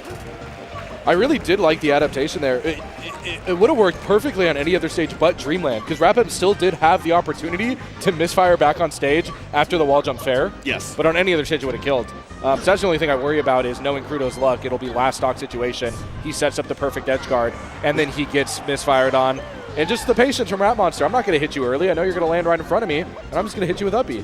Yeah, we see another up B kill confirmed from Luigi, just like in that first match. But Kyle's still off to a pretty good lead here. Great percent lead right now. We'll see. Not able to get that down tilt. Great SDI out from the jab forward air setup. Yeah, and is playing very disciplined, waiting for RapMonster to do his, instant nair or instant fair out of hit lag. I'm just going to full hop on top of you and then punish you right afterwards. Yeah, and that is, to your point, discipline. That is something that Sheik mains have to do in this modern meta. I think it's part of the reason why Sheik is low-key a very difficult character to play in this day and age, because in order to be a top player with this character, you have to play with patience and discipline like no other. And all of that was just off of Krudo not hitting the nair. Yeah. Krudo had, that was 90-10 in favor of Krudo positioning right there, and RapMonster's able to turn it entirely around and take the stock on the other side of the stage. Yeah. Oh, was able to get the grab, down throw, forward air, easy peasy. That part's still easy. Yeah, he still got that. And you're going to rinse and repeat and do it again, and then he's going to get a misfire, and Krudo's going to be really unlucky, but it's fine. We're down to the last stock, though. Are we going to see a Game 5, or is RapMonster going to be able to close this out 3-1? Okay, positioning around the side plat again. Krudo's been so good at not getting caught. Oh, yeah, that's no good. Oh, wow, double dare. Okay, back to stage. Yeah, able to punish, gets the grab here. Should be able to get a little bit of a chain. Gets instant naired. The down tilt, Luigi down tilt. Okay, forward throw, great slip off the eye of the platform. I don't know how Kyle found that angle. Okay, one more hit should be able to do it here. You got to play entirely safe here. That dare would have done it. Oh, wait a minute, though. This is so scary for Kyle, but he's playing so patiently and with such discipline right now. Able to get RapMonster away, getting these back airs, trying to knock him back off stage, but a little too close. Finally got him back off stage. Are we going to see this edge guard? No misfire. Okay. Going to get the down throw. Going to go into the forward air. Another edge guard opportunity. Be careful. Oh, no, it goes too low. Oh, no up B punish. Wait, new life? No, not quite enough, and that's going to be 3-1 for RapMonster. Kyle had such a great last stock until disaster at the very end, but it's going to be RapMonster moving on to top 8 winner side. Yeah, and the young kid is looking more calm and collected in the most stressful of moments. Yeah. But you're going to be able to see in the replays, Kyle literally did everything correct. Knew that RapM, all he wanted was that dare, showing off the bunny in the cam. It is what it is. But Kyle knew exactly what RapM wanted and spaced outside of it for what? 5 or 6 straight bears spacing outside of Nair and Dare. Was able to get the conversion and just dropped too low. Yeah, we saw, to your point, Kyle a little too early on that needle, allowed for the second down B to go, and then we saw the kill confirm off the top. And you're going to see the most classic, if you don't get on the first wave land, I'll just down throw you and get on the next one. Yeah, precisely. So many misfires at this point. That jab was momentum. Funny. Yeah. Yeah, getting a little lazy, tried to neutral air fall onto the head of Luigi during that up smash and ended up getting got for it. Was that the one where the coin ended up being, yep, coin ended up being the final stock there. Yeah, and we're going to see this up throw, and it's going to be a platform cancel into the slip off, still facing backwards. That's what I was talking about. That's one of the most insane platform cancel neutralers I've ever seen in my life. Yeah, and Luigi's one of the characters that I think uses it the best with like that little drop zone nair thing that they can do. And there, Kyle tried to go for too deep of an edge guard and a tragic end to that game 4. I mean, it's fantastic for the players that have been winning, but we've had some heartbreakers, some great gameplay from those people. I mean, at least in this case, there's still loser side for Krudo. Yes, the previous 2 sets, I think we saw. We haven't seen the last of the talented and handsome Kyle Krudo just yet. He'll be back. He'll be back. He might be back on this block. I don't know yet, but he'll be back with a vengeance. I don't know if we know who he's going to be playing into now. That was set B. Where's loser of B? Is that going to be? Oh, no, Krudo's going to play Joshman. Yeah. Yes, that's going to be that's against a tough one. Joshman. But I'm very excited for this next matchup going. 2 people that I've actually played teams with. We've got None versus Aklo, Captain Falcon versus Fox. I was just dealing with Aklo at Crew 2 just this past weekend where we got kicked out of the venue. It was like Pompeii was burning down around us. They're disassembling everything and shutting everything down while we're playing out winners finals, RapMonster versus STJ. So that was a fun trip. I'm glad that I got to be able to team with Aklo there. I'm glad to see more None. Mr. Journalist himself. Yeah, Mr. Journalist. He might be live reviewing this right now on stage. If he wins, does he interview himself? What if he interviews Aklo in between every game? That would be really fun. That would be How do you feel about that first game? It's like, when I got that stomp knee and I killed you off of that last dog, how did it feel when you double jumped into top flat stomp? Did it feel good? You remember when you were going for the up B recovery and I was like, what if I Falcon punched and then it landed? Oh no. That's Bond. That's not None. Oh yeah, that was so funny. What was the very first night? It was Thursday night. I got to the bar, somebody came up to None and was like, hey, we played each other back in like 2022 or something like that, and you were stomping me so hard. I was like, that wasn't me. Common mistake, I understand, but that was Bond. I know, we get confused all the time. I mean, what was the other one? The joke? Mr. Journalist. Yeah, Mr. Journalist himself. You already know he's going to be tweeting a picture of that later today with his recap. But I think it's an interesting story for these 2 players. I know Aklo has been, one of the top Foxes for a while, perennial top 10 talent, similar to None, one of the best Captain Falcons to ever do it, perennially around that top 10 talent of player. Mm-hmm. They're kind of they're finding themselves, I feel like, right now in their Melee careers, where Aklo's kind of slipped a little bit in the rankings. has fallen to some of his maybe Fox brethren. Joshman and moky have seen that big jump in those rankings this year. And None as well kind of took a step back from Melee for a little bit, getting a bit more active into it this year, traveling to regionals, which is always great to see. Has been having, honestly, just this past weekend, got 7th place at Gommel, I believe, so has been doing a fantastic job, and, you know, a guy like me has never counted None out. We see the results up here. Krudo right there, 4th place at that one, and then we saw 7th place at Gommel, and now, right now, they are fighting for 9th place. Potentially the loser, well, they would get knocked down into the losers bracket, but they are guaranteed 9th place at this point.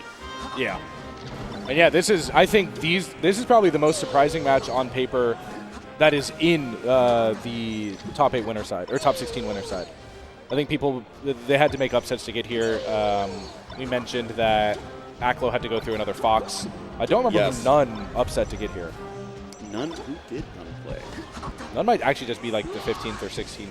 No, None had to upset someone to get here. Let me look up the classic lucky stats. Let's do some research. Yeah, let me see what we got here. None Aklo. You want to start talking about this thing? Yeah. So Lucky Sevens just came out with this crazy app, sent a couple of DMs out to both myself and Nikita. Shout outs to Petey, by the way, for cooking up so much amazing tools for the community. Great website with the rankings and everything like that. And this new app here. We got the crafty road here for each player. None had to beat Sebas. Oh yeah, my favorite top 10 player in the world. Shout out to Sebas. Sebas is really good. That was a pretty good set. I remember Sebas. Or no, I think that might have been a 3-0, but I know Sebas switched to Mario at one point in that matchup. Oh, I didn't even see that. That's crazy. Yeah, we saw the Mario come out instead in that particular matchup, but we're going into this game one, an unfortunate buffer, that neutral air input got off stage, and that's going to be an easy ledge hog for Mr. Bond himself. But again, like, nobody's even phased. We're playing 4D chess there. You knew Aklo was going to tech that, so you followed up with the reverse up air. Like it was normal. Like it was normal. It is crazy how it has gotten to the point where everyone is doing these crazy, unhinged, super precise options and optimizations, and in return, everyone is prepared for that they have all this respect for their fellow player, that they are getting ready for these really strong responses. Yeah, you're getting to the point where it might be optimal to not slide off. Yeah. Because they're covering the slide off, and then you'll be on top of them. We were talking about it earlier. The DI was a little too good on that Pikachu up smash, and there are times where the no DI is going to be beneficial. But we see a deep weak knee and a beautiful drop down back air and another invincible back air. Using the intangibility from ledge in order to get these back airs to not trade and just get a clean edge guard. Yeah, okay, is going to get punished there. Double Just jump the raw knee? You double jump knee in? Yeah, you're going to... I mean, I guess once you're off stage against Fox's Falcon anyways, you're dead, so you might as well get a quick little percent on that, 23. Yeah, that was certainly with a little bit of malice in your heart. The platform! Unfortunate. Gets the grab anyways, but that really unfortunate for None there. I think that is traditionally why Captain Falcons do not like this stage. Yeah, and I know we were talking about None's path here. On Aklo's side, he had that Game 5 insane set versus Ultra. Yeah. New top 25 player in the world? Yes. I had no idea who Ultra was until Cashbox like 5 months ago. Absurd resume. And then just ripped a 2nd place. Yeah. I think Pacific Northwest. Oh, no. Unfortunate. Went for the Raptor boost recovery and just wasn't able to make it back. Fox body blocking him. Yeah, you ain't Captain Smuckers. I don't even understand. He has an eye for Raptor boost that nobody else in the world has.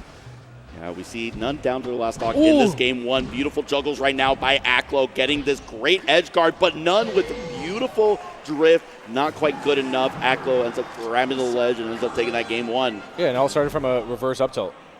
Like, great read of, I know None is going to come at me right now with one of the 3 tools that Captain Falcon has, and I will use one of my many tools that are all very good to up tilt and scoop him up. Falcon's got a couple more tools. He's got a whole gun that he just doesn't use. Exactly. Oh, I guess that's actually fact. That's fake. Yeah, that is true. That's just factual. Hey, listen, up tilt.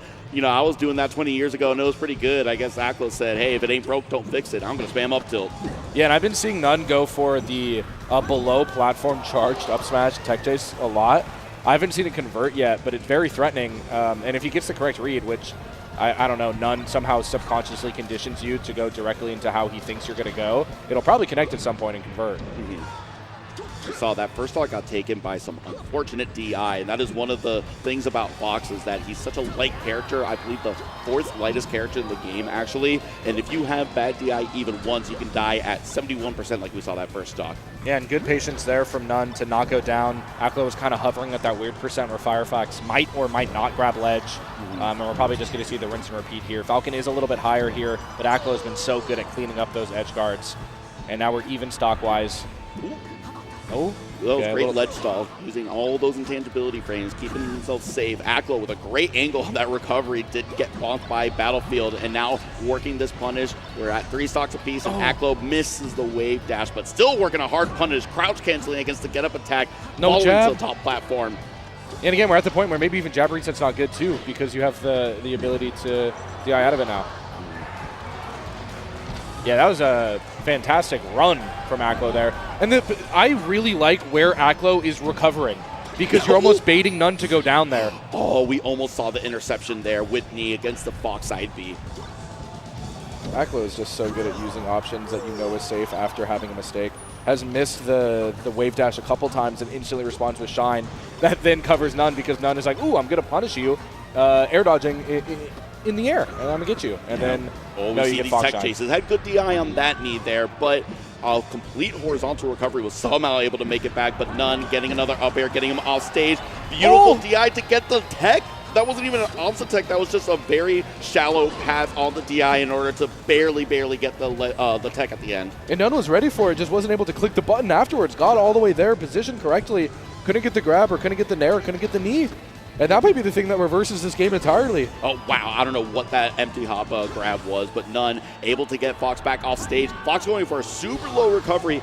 Almost got his feet back up there to make it back. Yeah, I almost got jumped right there. That just might be it. Go down, back air. Yeah, you just go all the way back there. Absolutely. You throw it away, and that's going to be a match for None. And now we're down to a 1-1 game going into game 3. And now we're going to. Actually, I don't think None is None a Dreamlander here. I don't know. But we are going to see FD, first from Aklo. So it is going to be tough. We don't see the chain grabs that you normally see against other fast bowlers, but we're going to see Shine Spikes, a clean first stock for Aklo. Yeah, you see a lot of value off of Wayne Shine follow-ups like that from Aklo, so it just makes sense to, remove that pesky little platform here. And it makes the edge guarding so linear. Got a double knee to get off stage, and that's going to do it. Just clean dead at 65%. Yeah, you're going to 0 to death me. I'll 5% to death you. I don't even know if I like Aklo sitting at the ledge, because all it takes is None to read when you're going to get up. You get one knee. You're talking about you don't see chain grabs on this stage.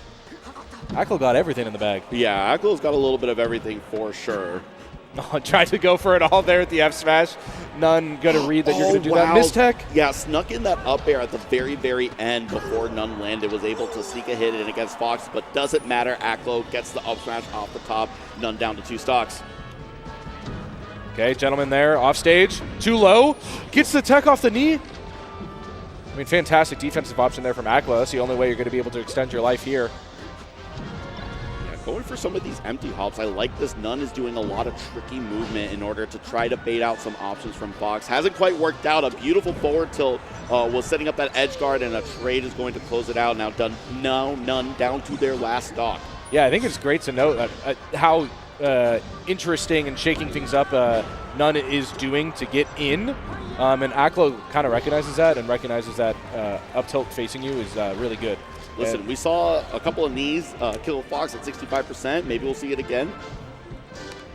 It's just that up tilt. I think None needs to figure out a way to get around it. It's tough. You got to start expending like double jumps or full hops or something of the sort. Wow, I don't know how Fox stood up so quickly from that, but we see the tech chase from. And there you go. That's what he tried to do in that previous game, but wasn't able to get the grab input. But again, it still doesn't matter. Fox able to switch things up a little bit. Reverse back air for the juggle. None coming out with some of his patented combos, but Fox able to get side B to the ledge. None able to close out that edge guard, and now it's down to the last stock on FD, game 3. An immediate grab here should be at least a little bit more off stage. Back air, and now you're in the blender with Aklo. Yeah. Hasn't dropped one yet. That's it drops it now. This is the opportunity for None. Oh no, was barely too low. I love the idea, was going to be able to barely sneak on stage, but unfortunately missed the spacing, got a little too low. That's going to be game 3 for Aklo. Oh, yeah, very scary there. I mean, None kind of, I don't know, a little bit unfortunate. You probably should have lost that game before that instance anyways, because you were in the edgeguard sequence with Aklo and Fox Falcon. And we do have our answer. None is a Dreamland Falcon. Yes. Yes, get some room to run free. And use a platform for once. Yeah, exactly. Oh, was able to get this tech chase on the up smash. You got to start hitting these techs, None. Aklo's just eating off of it so far. Yeah, and you see the power of backwards Fox, man. Yeah, backwards up tilt on shield into, I know you're going to do something after it, so then I will then back air. Yeah, look, all Aklo needs to do at this percent is just literally stand backwards. Yeah, it's like he's just standing there menacingly backwards. Yeah, and if you're already standing backwards, it makes it really easy for you to back air Captain Falcon while you're edge guarding. Indeed, and we see able to close out that stock. Falcon's going to live to about 150% every single stock. You're going to see him DI to those top corners, going to be able to get some of the down B double jump refreshes. Standing triple laser, why not? Get some percent. I mean, why not? Okay, now None is finally able to like weave into the Fox's space, standing backwards, gets a stop, you got to hold, gets a knee and goes reverse, gets the kill. And that's what you need if you're a None fan. Beautiful, beautiful stuff. And all of that was being able to sneak past backwards facing Fox up tilt once. Do it again, and that might be the game. Huge amount of pressure. Oh, no, the Reversal was reverse ready shine. for it. Knew that weak knee was happening. Knew the double jump up air was going to happen. Was able to sneak in a one-frame shine in order to completely turn that around. I feel like Captain Falcon is at the short end of the stick a lot with situations like that. No. Why not, Aklo? Give it right back. You felt bad about that. You have morals. Was trying to find the edge guard and just completely whipped and forward aired off stage. That's always the end of Fox. If Fox forward airs off stage, It's done. We go next. Yeah, that's the one move you don't want to be doing. Okay, offstage situation. Smart to go for the S smash there because that really could have ended it all. But here's None's time. Gets clipped out of the nair. Oh, whiffs and goes for down air. That might have been a misinput. Yeah, able to get this tech chase down throw. Are we going to see another knee? No. Aklo able to sweet spot back. Trying to find this edge guard. None right now. Not quite able to get it. Gets caught standing backwards facing Fox, and that's not a position Falcon wants to be in. Stuck in shield. Platform play here. Shield drop up air. Should be able to just confirm with the roll. Good recovery from Aklo. Wait, last stock. Are we going to go to a game 5? Is None going to be able to find some magic here? Find a None stock. Mr. Bond, are we going to see you come out to play? Okay, raw knee. Good stuck rolling though. Down smash sends to ledge. Ooh. Oh, uh-oh. Up Not smash. quite enough. A dash attack into up smash is going to end up closing it out. That's going to be Aklo taking it 3-1 over None. But we still get to see more of None on the loser side, but that's going to be Aklo going into top 8 winner side at Supernova 2026. Yeah, that's exactly what you want to see if you're an Aklo fan there. Mr. Journalist over there. Journalist. He still has more Melee to cover. He has more Supernova 2026 to cover.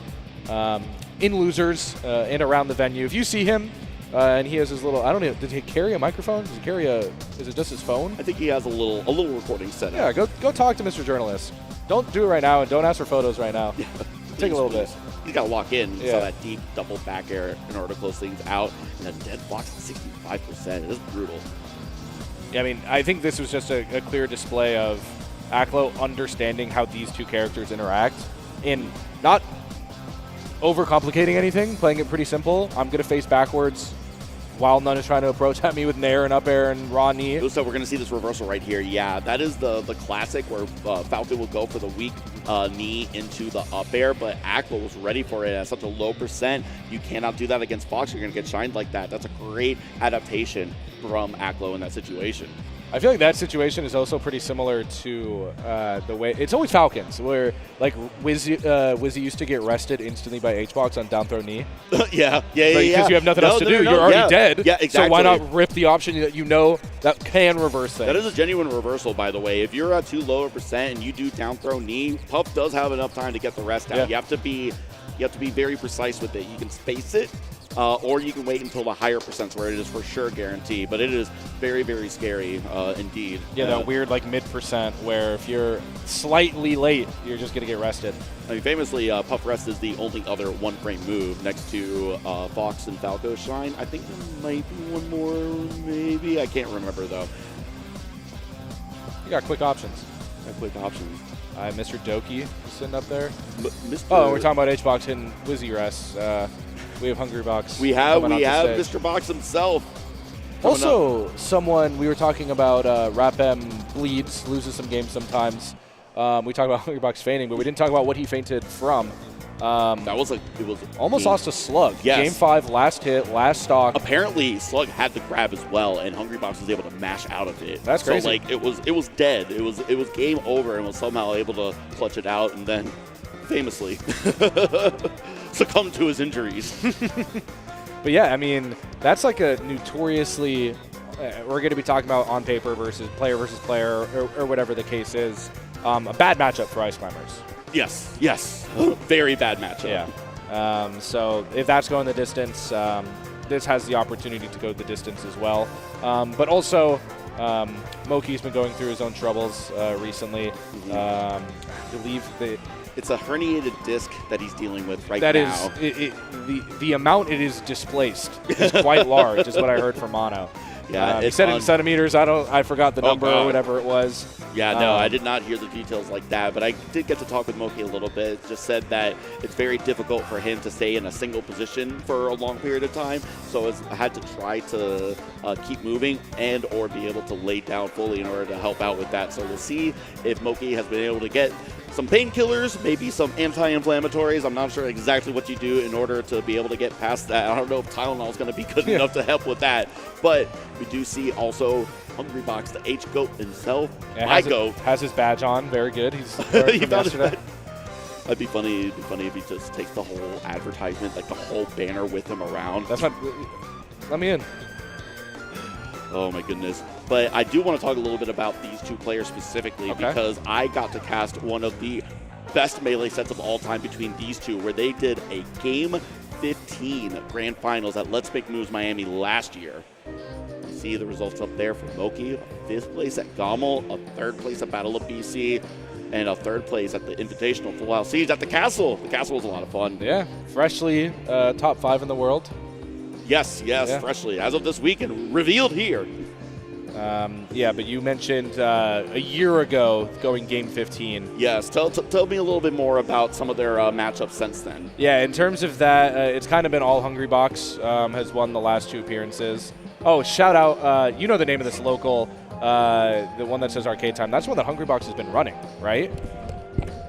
Yes, that is ATKO. That is going to be where the pre-local is going to be at next weekend for CEO, as a matter of fact. So I'm excited to be able to check out that venue finally. It looks like it's a lot of fun. But yeah, a lot of W's, a lot of W's up there for the H God. Yeah, but Moky has shown it not just last year, but this year as well. Did beat H-Box at out of the blue 5. Yes. So I think it really any player can win this match. It really probably is how they're feeling. Moky's kind of been waking up at random times this entire weekend for his bracket. I think he played very late on Friday night, very early Saturday morning. Yeah, it was like a 7 p.m. to 10 a.m. Yeah, very early this morning. I mean, not very early for us AMers. But yeah, for those of us with the W2, right? Yeah, exactly. But we are going straight into our first match here. We are already 30 seconds in. We have got H-Box versus Moky. A back air not going to quite get the kill against H-Box. And Moky has done really well this first stock, built up a pretty big percent lead here. But H-Box getting the back airs. That percent lead doesn't matter. You just get him off stage one time, and that's all it takes. Yeah, and it really did seem like Moky was playing it correct there. You get the shine off stage. You're now potentially out of up air range now. You really are just looking for that stray back air, maybe jab up smash, or just raw up smash in neutral. It is something that I talk about in this particular matchup, where I think this is the epitome of on paper versus in practice matchup. Where on paper, Fox has all the tools to invalidate Puff and to really destroy her as a character, get these hard punishes against her on paper. In practice, you get back aired. Yeah. In practice, you just In get practice, back-aired. you miss tech. And in practice, you get grabbed. rest. Yeah. You get up throw and rest. Oh my goodness. We see H-Box now off to a pretty solid lead here, but at 49, I mean, I say solid. 49% is almost up throw up air kill percent. You just shoot that gun. No, that is up throw up air kill percent. Absolutely. I'm not a Fox main. Moky better than I am. Yeah. But this is also a matchup you're talking about really good at exemplifying on paper differences to in practice. Oh my gosh, if you got the grab there, that might have been it. Yeah, no, absolutely. Is that you could think of this matchup purely in terms of percentage ranges and what they're going to do. H-Box is now at up throw up air range.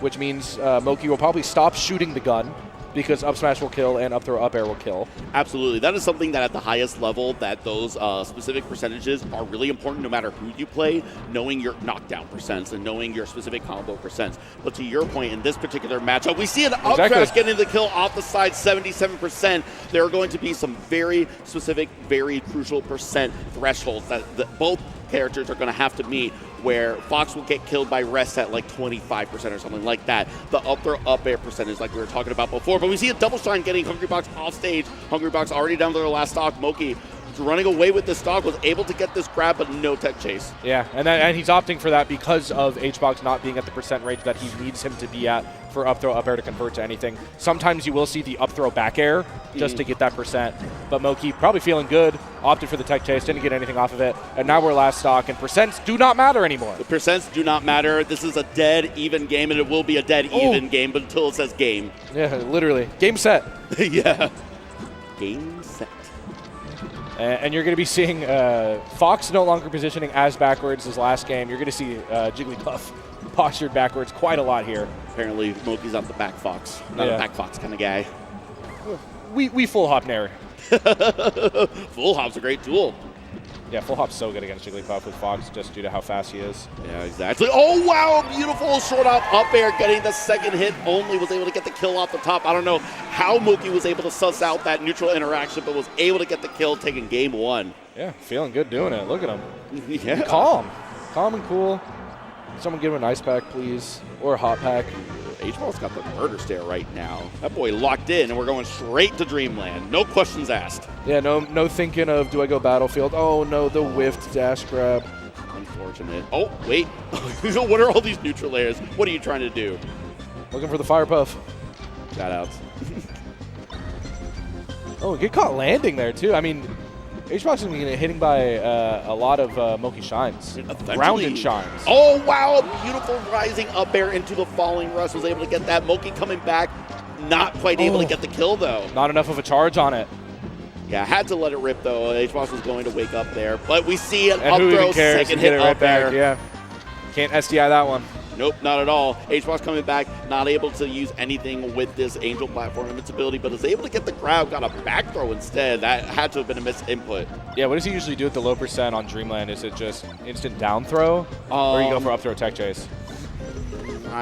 I don't know. Maybe in the moment you decide between a forward throw to go for the edge guard or up throw to get the tech chase on the platform. We see the back throw in this instance, though, is going to set up this edge guard, and that's going to be... And he gets back! He gets back! No way! Oh. Fox McCloud is such a good character. I don't even understand.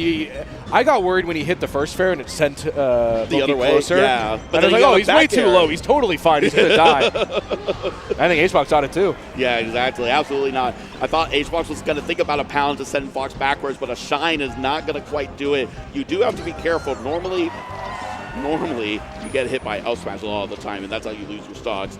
Also, normally when Puff is off stage, you don't really care. You're fine. You got plenty of jumps. You're going to recover, right?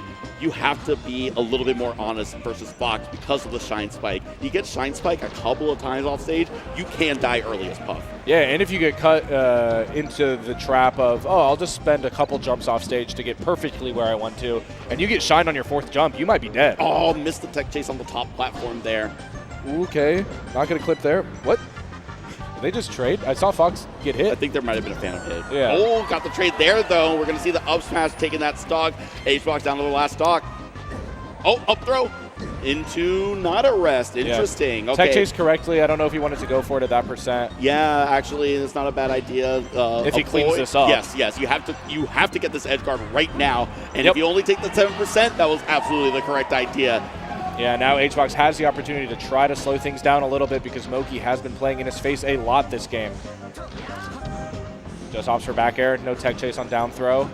You see that aggressive up tilt. Finally got an opposite tech on the up air from Puff. Percentage-wise, this is everything's green light for moky to do whatever he wants here. Up throw into nothing. We're a little bit, it's hard. It's hard when at the higher percents, and eventually it becomes impossible. I think it is literally impossible now. Yeah, I think he's just opting into high percent. Bear kill, up smash will always kill now. there is that point where sometimes you don't want to shoot lasers because you don't want to get out of those percent thresholds, and then there are times where you just do it because I'm going to have to get another 30% and get a straight aerial to get the kill. Exactly. Whiff grab there. Both of them whiff grab. Usually H1 is able to get the knock into the rest. Patented Hungrybox. We're going to game 3, 1-1. Yeah, was able to slow things down there. I think he wants water. Yo, is that, yeah. Give him some water. Yeah. You get a little sip. Make sure you're well hydrated, that you're well energized, and that your blood pressure's okay. Yeah, if it's a third time, it's a problem. Yeah. It was funny, too. People were talking about, oh, this is so concerning. It's happened twice. Oh, my gosh! We were just talking about that. Yeah, you're doing it on whiz rope. Yeah. You're doing it on up air at low percent. I cannot believe this guy. Oh, I'm like, GOAT. And you can't even DI. You don't even know what's going to happen. You can't DI for that. You died at 0. Yeah, exactly. No, that was also really bad DI, but no way that moky's going to be ready for that. No way moky's going to be ready for this edge guard going down clean 2 stocks now. Hungrybox up big time. What do they have in that water bottle? I need some of that before I play in bracket. He took a sip and then activated his SSJ God mode Hungrybox. And now taking his time, I like this. You have the momentum to take those 2 stocks instantly, but you got reversal on a little bit, and now you can kind of slow things down if you're Hungrybox, especially with a full stock lead. Yeah, finally this matchup slowed down a little bit more. Way dash back into not a res. A good slip off from moky. Was very close to disaster there. Not quite able to find this punish on Hungrybox's side. We'll see how moky is able to recollect themselves. Certainly much better now. You've taken that first stock and you're behind, but not that much. Yeah, he knows moky wants to go for the grab. He's going to be facing forward a lot, and that's where Juan has been very good at playing at a shield. Wave dash back, grab. Do we see roll out on the ground transformation? Famously, Hungrybox. We're going to see whatever he wants to do. Yeah, exactly. We don't see it a lot these days. We don't see the up throw, up air able to connect there, but a great shine spike. And this is dangerous. Ran out of jumps, but was able to grab the ledge. Not quite able to reverse things on Fox. Still trying to get back to center stage.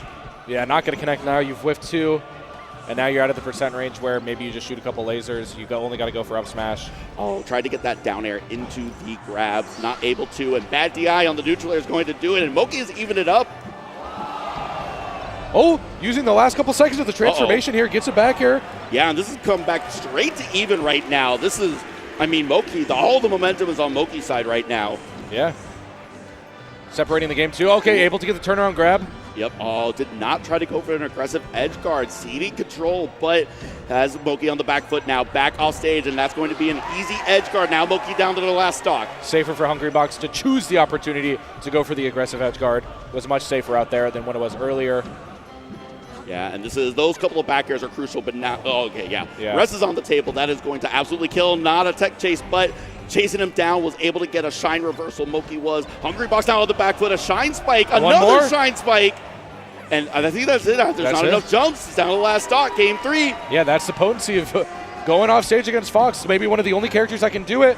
Goes low, but it might be low enough. Yeah, no, that's not. That is absolutely a W for the H God. Yeah, drink the water. Yeah, it did well last time. Oh my goodness, that rest was crazy. Opening it up. Yeah, it's a complete momentum change. moky thinks he's going to his counter pick. Yeah. Is able to determine the pace of the game. Oh, another a tech chase, and that's going to do it. Oh no, did not go for it, but got the jab reset instead. Had like 3 opportunities. Yeah. I made it the easy one. I'm just going to jab reset, wake you up, and rest you. Why not?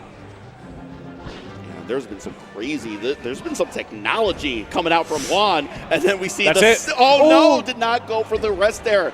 And it doesn't really matter. That's it, though. Juan is able to just find more hits, just keeps chasing down this Fox. He's just playing a minigame right now. Yeah. He really is looking like a Jigglypuff warming up for their opponent. No, seeing how far they can extend like each specific one. I can get the pound and then get one more up air before I go for the rest. Treating Fox like sandbag now. Yeah. Okay, still flirting around that ledge a little bit. He is a little bit unsafe if moky chooses to go out and shine. Hey, we saw this exact dynamic last game where Hungrybox came out to such a rock-solid lead, and then moky brought it right back. So I would like to see what moky's got in store to be able to bring this back. Yeah, and now just posturing backwards, kind of just waiting for this transformation to come. Probably smart for both players here so they don't get caught in the transformation. Okay, one tech chase will do it. Oh, wasn't able to get the re-grab. And HBox is kind of the master, I think, of spot dodge, like providing so much value. What do you got here? Tech chase? Oh, gets stuck in the shield, isn't able to respond with an up smash or something. moky opting to start shooting lasers. We're seeing a lot of lasers. Noah's now gotten to the left side of the stage and trying to exert some pressure instead now. Gets saved by the windmill there, but isn't going to get saved this time. Yeah, unfortunate. Just caught lacking on the left side there. Hungrybox able to get a few small bears. Yeah, a few small bears. A few small bears. The windmill, it calls everyone. The melee players yearn for it. Off-stage opportunity, wow, one fair, two fair. Got Box off-stage immediately, and that's going to be 3-1 for Hungrybox, taking it in a pretty dominant fashion that game 4. Yeah, all the momentum really did just shift, I think, with that rest heard around the world. Yeah, it was so crazy. You would think that I would have imagined that Game 3 would have gone like Game 4 after the way Game 3 started. Exactly. But moky brought it back, and then when moky lost after that valiant effort, I think that just kind of took the wind out of his sails. Yeah, and it really, especially with how Game 1 went. We all know Clutchbox, but it really did feel like moky was just controlling everything there. Mm-hmm. He slowed it down. Even on this game as well, things did get slowed down quite a bit when it got down to last stock, and it did seem like moky was going to be the one to take a 2-0 lead. Yes, exactly. And then water. SSJ God mode got activated in immediate rest. That's so unfortunate, too, because moky was to the... I don't even know. That's so crazy. Yeah, and then we're going to see a crazy... Oh, no. That was the other side, the crazy recovery all the way from low there. But you see some more of these edge guards, and then so many rests, so many follow-ups. Like right there, could have been right there. I'm going to wait a couple more. Why not? Why not? I could do it there. No. I could do it here. Yeah. And then just that pesky little pound. Yeah, it's difficult because you have to switch up your DI. The DI on the pound, normally you will get sent backwards, and you have to hold the other way in front of Pup, full horizontal, to have a chance. You would have gotten popped straight up instead, but unfortunately wasn't ready for the DI, got popped off to such a low percent, and it's so difficult too because every hit is not going to put Fox in knockback. You have no chance to tech on the stage, and then on top of that, because Fox is such a fast faller, you want those weak hits because you're not trying to exert knockback. You're not trying to, hit them away. You're actually just trying to stun them and let the fall speed do the killing. Mm-hmm. Yeah, and with that as well, what is that? The classic. I feel like we've seen the years of all the Jigglypuffs pound from ledge.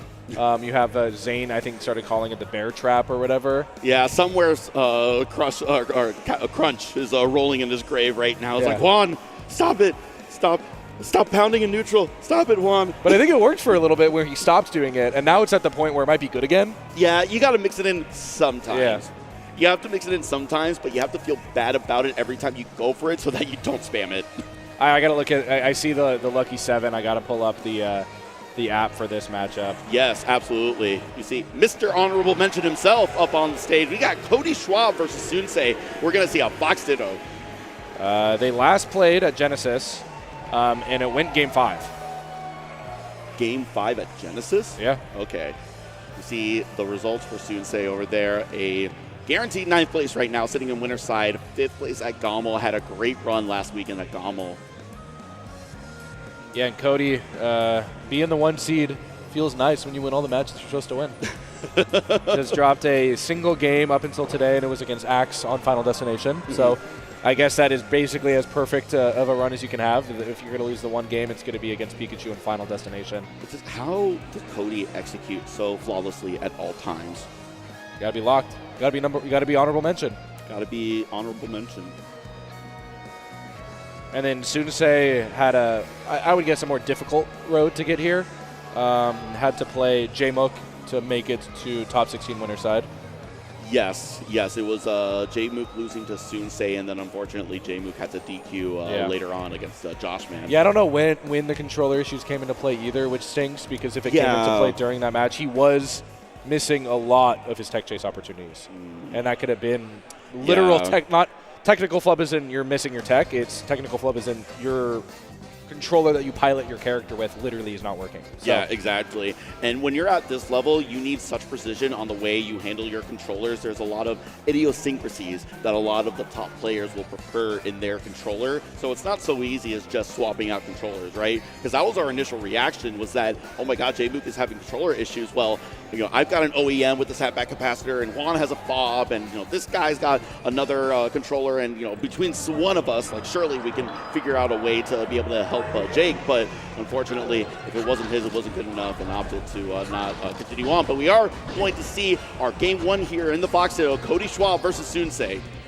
And looking, it's looking like Mr. Honorable Mention to Mr. Number 1.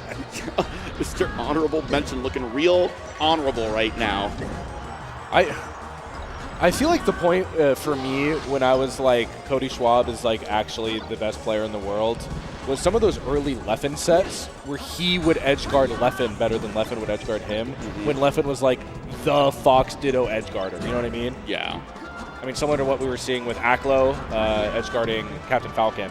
I feel like you're going to be seeing a lot of that as soon as Soonsay's off stage. That just might be it. Great angle on the recovery there, and Cody's off to a pretty rock-solid lead, but off stage, Soonsay wasn't quite able to get the edge guard, but was able to follow up with an up smash in order to bring this down to 3 stocks apiece. Yeah, fantastic angle, but you still got to hit those techs afterwards, otherwise. The Shine jump cancel back air, that's the cold ball in my book. That is the cold ball. Shout outs to Colin. I missed that guy. I got to see him briefly at a local a couple of weeks ago. Don't worry, he'll still show up for some. Is he showing up next weekend? Maybe. I feel like that's the event that he would show up for. Maybe. And then make top 32 somehow. Sure. Beat Hbox or something. Yeah, right. Imagine if there were 30 people in the world better than Cobalt at Super Smash Bros. Melee. Imagine. I mean, speaking of that, Chudat made top 64. Chudat did make top 64 and then lost to Spark. I know Spark was complaining about it, but I know Soonsay probably not feeling too great about that Shine Spike himself. Yeah.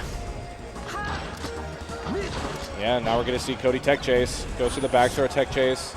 Down tilt extension. Yeah, tried to go for 2 on the tech in place, but Soonsay rolls in there. Yeah, that was amazing. Good DI on the tech, or the down tilt, but a beautiful angle was caught way underneath Battlefield, but was able to execute that up B perfectly. There is a little bit of time at the end of the up B animation where you're allowed to grab ledge, and that's what you're able to bank on. If you go too high, the backwards ledge grab won't work. So able to get that spacing perfectly, but we see Cody closing it out in a dominant 3-stock fashion that game 1. Yeah, and I mean, the doctor allegories have been around the last couple of weeks. I mean, if anyone's plays surgical outside of LODs, I mean, it's literally Cody Schwab. Yes. He's going to use the right move at the right time. He's going to use the move that sets up into the next best move at the exact, like, his option select and the control of his characters. What's second happening? To none. Another the Shine miss? What's happening? What's going on? That's the classic right there. Soonsay had the opportunity to hit the Armada Shine at the bottom and take that first stock. I think Cody gets back and hits 4 straight shines. The awareness that Cody had to be able to go for that shine at the very end. Randall just popped up, probably was looking at the timer. Do you know the timer? Do you look at the timer on the stage? I'm not a timer guy. No? I'm more of like I just saw he was right there, so Randall's going to be there in a couple seconds. But for like these 2 players, Yoshi's might as well literally be transparent. When the seconds hit 4, that is when Randall will appear. I forget which side is which. When it's an odd 10s place counter on the timer, it's on one side and even is on the other side, but it's on a 10-second cycle consistently. I mean, we'll find out right here potentially. And got the tech chase with both the dash attack and the down tilt. You see, yes, on the odd side, you'll be on the right side, and then the evens are on the left for Randall. But it's just so hard for someone like Soonsay to get in on IBDW, on Cody Schwab. Going for these tech chases, getting some up throws and back throws, and just following Soonsay all around during this punish. Well, it's like even a disadvantage, right? Soonsay gets Cody in knockdown, and he's able to get right back up with his defensive options and completely turn the tide. Yes, and I mean, Soonsay had to win a Fox Ditto in order to get here, didn't he? Soonsay was the Jmook win. Oh, no, you're absolutely right. Yeah. We've seen Soonsay do some amazing work in the Fox Ditto, but right now Cody is just looking absolutely clinical, like you said, in this Fox Ditto. Yeah, actually had a bit of a rough stretch in a row here. It was OG Kid into Jmook, so not a fast follower for a few hours. No, didn't see a fast follower until Sunday. That's crazy. Ooh, the boosters, the Shine jump cancel up smash. Yeah, but now Cody understands that he could just play around that top platform. Okay. Just not able to finish the extension there for Soonsay. The drill grab was great, but unfortunately just wasn't able to get anything further. Cody not able to get an edge guard, though. Soonsay going straight horizontal. It wasn't enough. Was ready for Randall once again. Knew that it was there, but unfortunately wasn't able to air dodge back onto it. Soonsay had a... Goes for the grab? What was that recovery? Who Who does that? And the great shine at a disadvantage there to turn the tide again. Oh, Fly Guy's about to throw a wrench into all these plans. Now Cody, this is a little scary, but able to get the neutral air, take that last stock, and now it is Cody up 2-0 versus Soonsay. Fly Guys were looking like a paid actor for Soonsay there for a little bit. For a little bit, yeah, absolutely. It was like a couple of goons coming out. Yeah. Get him. I don't even know. Like, Cody's just so good. It's a treat that he was able to come out here and we get to see him play. But again, it really is a treat. It's so funny because from my perspective, it does not feel like Mr. Honorable Mention is actually that inactive. I understand that for ranked events that he has only been to those 2 in that ranking period, but he's at Cashbox like half the time for Melee. So I've seen him play in so many different Cashboxes this year. Yeah, playing different characters. Yeah, we saw the bird for a little bit there, but we see the clean. I feel like all 3 of these matches have started off with Cody not taking a single percent and just absolutely dismantling Soonsay's first stock before it normalizes a little bit, but Soonsay really struggling in this box ditto has got to try to find something to work. Okay. Ooh, the down angle forward tilt, that is something that can work. Do it a few more times. You almost got it. Yes. No, this is great. That's actually perfect. Someone like Cody's always going to get the ledge tech in that edge guard situation. So what do? You do a move that doesn't allow them to tech. And you just rinse and repeat it. You do the execution test until you drop low enough that you finally die, which happened to Cody there. Okay, this is your reversal opportunity. Cody had the opportunity to grab, doesn't do so, no jump, and you get the shine all the way down to the bottom. Hell yeah, now we're seeing a lead finally for Soonsay. Yeah, now how does he hold on to it? Oh, beautiful ledge dash. That was a lot of gallant there, but Cody ready for some further follow-up. Soonsay recovering to the top platform. Okay, opportunity. Cody got stuck backwards, recovering on the stage. A crouch cancel into immediate hit into up smash, was able to close that out, and now it's dead even. We're at halftime. Yeah, we're at halftime, and Soonsay with the lead didn't really look to go to top plat at all, where Cody was seeing some success, fluctuating his verticality, but looks like in the scrap, Soonsay is going to be able to convert here. No back air. Yeah, we've seen from both sides, both players use this tool where they go for the shine and wave shine. You don't true combo from it because you get knocked down, but they're going for the jab reset, that thunders combo afterwards. But we see another up smash. Soonsay able to get the kill off the top. Cody down to the last stock on this game 3. Yeah, and Cody is really getting punished on the mistex. Oh. Positioning has been incredible. Obviously, the punish is so good. You've seen multiple 0-to-deaths, and it really just been the simple defensive play of he just has been not hitting his trigger. No, not at all. And they were playing the dare game in neutral here, and unfortunately for Soonsay, Cody seems to have won the first one. Okay, follow up to top flat. Oh. Single hit, extension with the up tilt. Yeah, that turnaround up tilt is a surprisingly difficult maneuver, but not able to get the second shine spike. Soonsay able to get back to center stage here. This is the scrap right now. Able to get the up smash. A little bit too much juice on that DI. Cody ends up taking it 3-0 over Soonsay, going to winner side top 8. Yeah, potentially had the opportunity for Soonsay to extend that set by going all the way down there when Cody was recovering low. Yeah. You could tell he thought about it for a little bit before opting to go back on stage and play a little safe. But maybe it was too safe too late. Nothing ventured, nothing gained, as they say. Keeping in line with the basketball analogies for I think there's a free throw contest today somewhere. Amazing. Is you miss all the shots you don't take. You miss 100% of the shots you don't take. Yeah. Is that Mark Twain? Right? Yeah, Mariah Carey. Michael Scott. Yeah, and then I always love talking about this too. Right there. I don't know what Soonsay was spoken in order to come up with that, but I want some of it. Hungrybox is water. Oh, the SSJ God mode. Yeah. Dude, they got the stuff. What is it? I didn't really see power shielded Firefox at the end to get the reversal. And get the flag out. He knows he's a paid actor. Get him out. Yeah. He's down there. It's such a smart idea. You see the optimization a lot in this specific matchup in the Fox Ditto where they're trying to avoid those ledge tech situations that could reverse on them and get them shine spiked instead. Deep shine spike for Soonsay. So close to being able to clutch this out, but Mr. Honorable Mention is just too damn good. Too honorable. Too mention. too honorable to mention. Have you, I'm trying to think of what banger we have up. Oh, so we have Joshman and Krudo.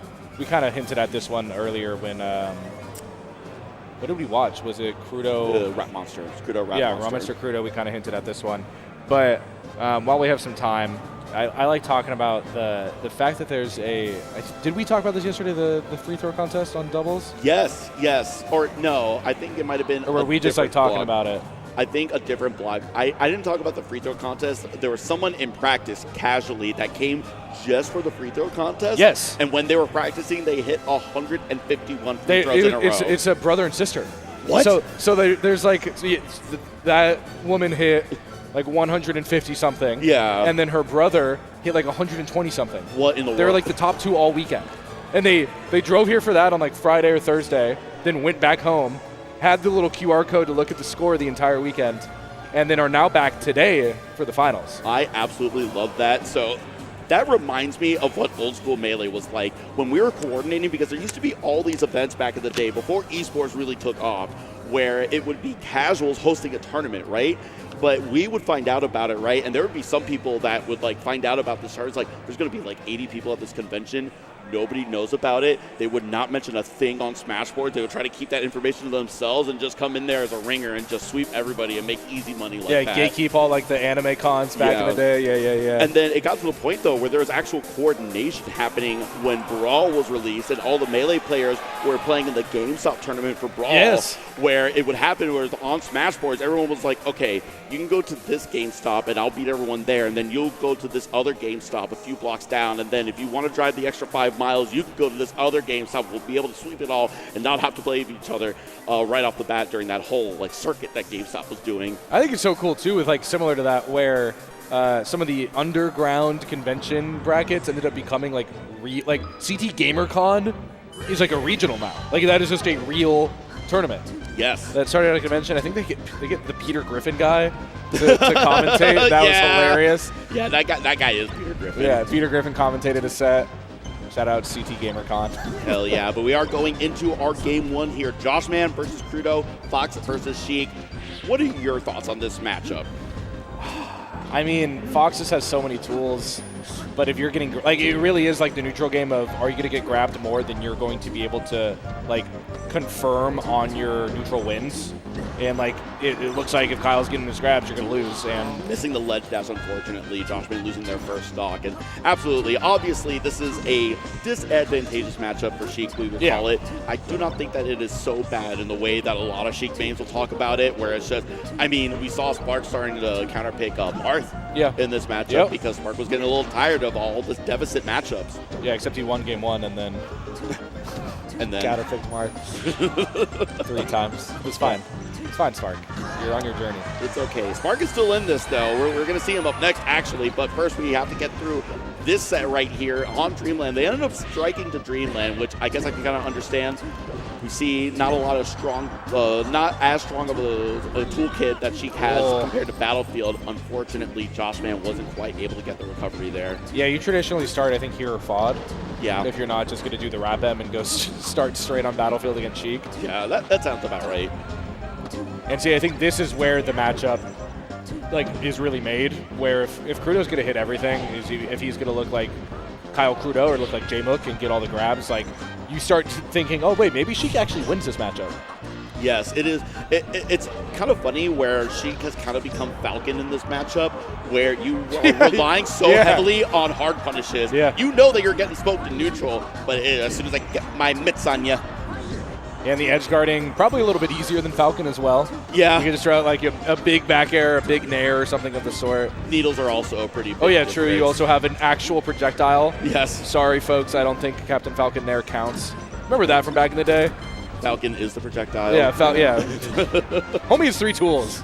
Yeah, we see Krudo's up 3 stocks to 1 right now. A couple of unfortunate flood recoveries and a missed ledge dash from Joshman ended up bringing him down to his last stock, but able to get that up smash versus Sheik, bring it down to 2 stocks, and see if Joshman can mount a comeback here. And Krudo's going to close things out. Looks like Krudo's going to close things out, get the dash attack, get the neutral air, getting another forward air during that, but Joshman able to grab ledge. Yeah, just running into that, I don't know, ninja fist, claw? Slap. Yeah, what is she? Is that just... She was slapping? Yeah, it is open hand for sure. Okay. That's a lot of force. That's like that's actually like an absurd amount of force in physics, I would guess. To send a fox with metal legs that far away. That would probably sting. If I got hit by Sheik forward air, I'd be like, boy, that's smarts. I feel like if I was Sheik, my hand would hurt after smacking someone with forward air. Yeah. You ever have that? You like hit hit something or something. You like high five too hard? Yeah, it's like TV static in your hand. But we see a back air is going to close out that first stock. Krudo has been rock solid so far this set, has been really working these hard punishes, getting the edge guard when he needs to. Joshman's got to try to figure out a way to get edge guards of his own. Getting Sheik off stage is a great start, but unable to get the up smash punish. You got to land those, but Krudo giving Joshman a little gift there. Yeah, an oh goody. Oh goody. Yeah, shades of Joshman in game 1, missing the ledge dash, but the edge guarding has been so simple there. Good option coverage with the dash attack. I think the downer was correct. He just mistimed it. Yeah, it was a mistiming. I can't believe that she got the sweet spot of that dash attack in order to set that up, but Needles are going to get Fox to ledge apparently, but a forward air is going to close it out as the windmill comes up on the water transformation. Okay, not going to be able to get something out of there. Gets stuck in Needle, but that's fine for now. And now, I mean, it is so interesting, too, because you need to approach as Fox here in this scenario while down, but you know Kyle's just going to be going for shield grab or raw grab in neutral. Down tilt, F tilt, nothing afterwards. That was a good crouch cancel in order to set up this situation here. Able to get the ledge hog, and that is going to be 2 stocks apiece in this game 2. Yeah, not waiting for the transformations, not caring at all, just going straight in there. It's a little different on grass and water transformation because there's no walls like that, right? I mean, a little bit with the windmill, but not quite the same as the tree or the mountain. Yeah, wave shine across, and you get punished with the poof. Sour spot up smash, and you're still going to be able to extend this. You're going to go, straight horizontal.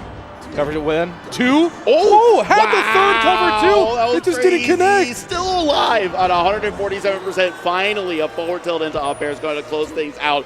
Getting the kill off the top. Joshman down to the last stock. Yeah, we're looking like Stockfish and chess here. Krudo's covering 3 moves ahead. Ooh, quick little rising back air there. I think it's so funny too for Krudo. You just played RapM and you like recovering better against Fox. Like, this is almost like, I have more options now. I can actually recover. Absolutely. No, you're in a much better position trying to get back on the stage versus Fox than you are against Luigi sometimes. Okay, going for the greed there on the read with the up smash. Great crouch cancel in order to set up this grab. We'll see the tech transformation. We're not able to get it. Yeah, and this is tough. Joshman getting a huge punish right now with the mountain coming up. That's going to put a pause on things, or maybe not. Maybe they are going to scrap it out. Joshman says he wants to fight. Kyle's trying to get him back over there, refusing to let him approach. Get back over there. Stay in the pit. I don't want none of you. Let's wait. Yeah, talking about basketball, Joshman just has an infinite backboard here. As long as he stays on that side, he's going to be able to live as long as he techs. And now we're in the danger zone. Needle doesn't connect, but Jab does. Yeah, that's going to be up air off the top, finally able to do it. I don't think Krudo necessarily even wanted to fight it out like that. Was just trying to force Joshman back into the pit, try to disengage, wasn't trying to find any sort of cheeky kill from that situation, and Joshman just refused to disengage and ended up dying. Yeah, I don't know if I minded it from Joshman's perspective either, though. Like, you know you have that backboard behind you. You're down in percent. Yeah, absolutely. You trust in your own technical ability that if Krudo somehow gets down there, I'll beat him, or I'll just get something off of a tech, wall jump, something of the sort to be able to come back. I am not actually playing so unsafe when I have this positioning on this transformation, to your point, absolutely. But now Kyle Krudo up to a 2-0 lead in this set. Going into game 3, going back to Pokemon Stadium, and it is looking a little even right now, but we'll see who's going to take this first stock, and we see Krudo take it. The jump read. Yeah, it was great work getting that sweet spot back air, doing the wave dash off into the double jump back air. Oh, the patience. I would have thought up air might have killed early, but able to get the extension on the side plat. Oh, wild, but now it's down 3 stocks apiece.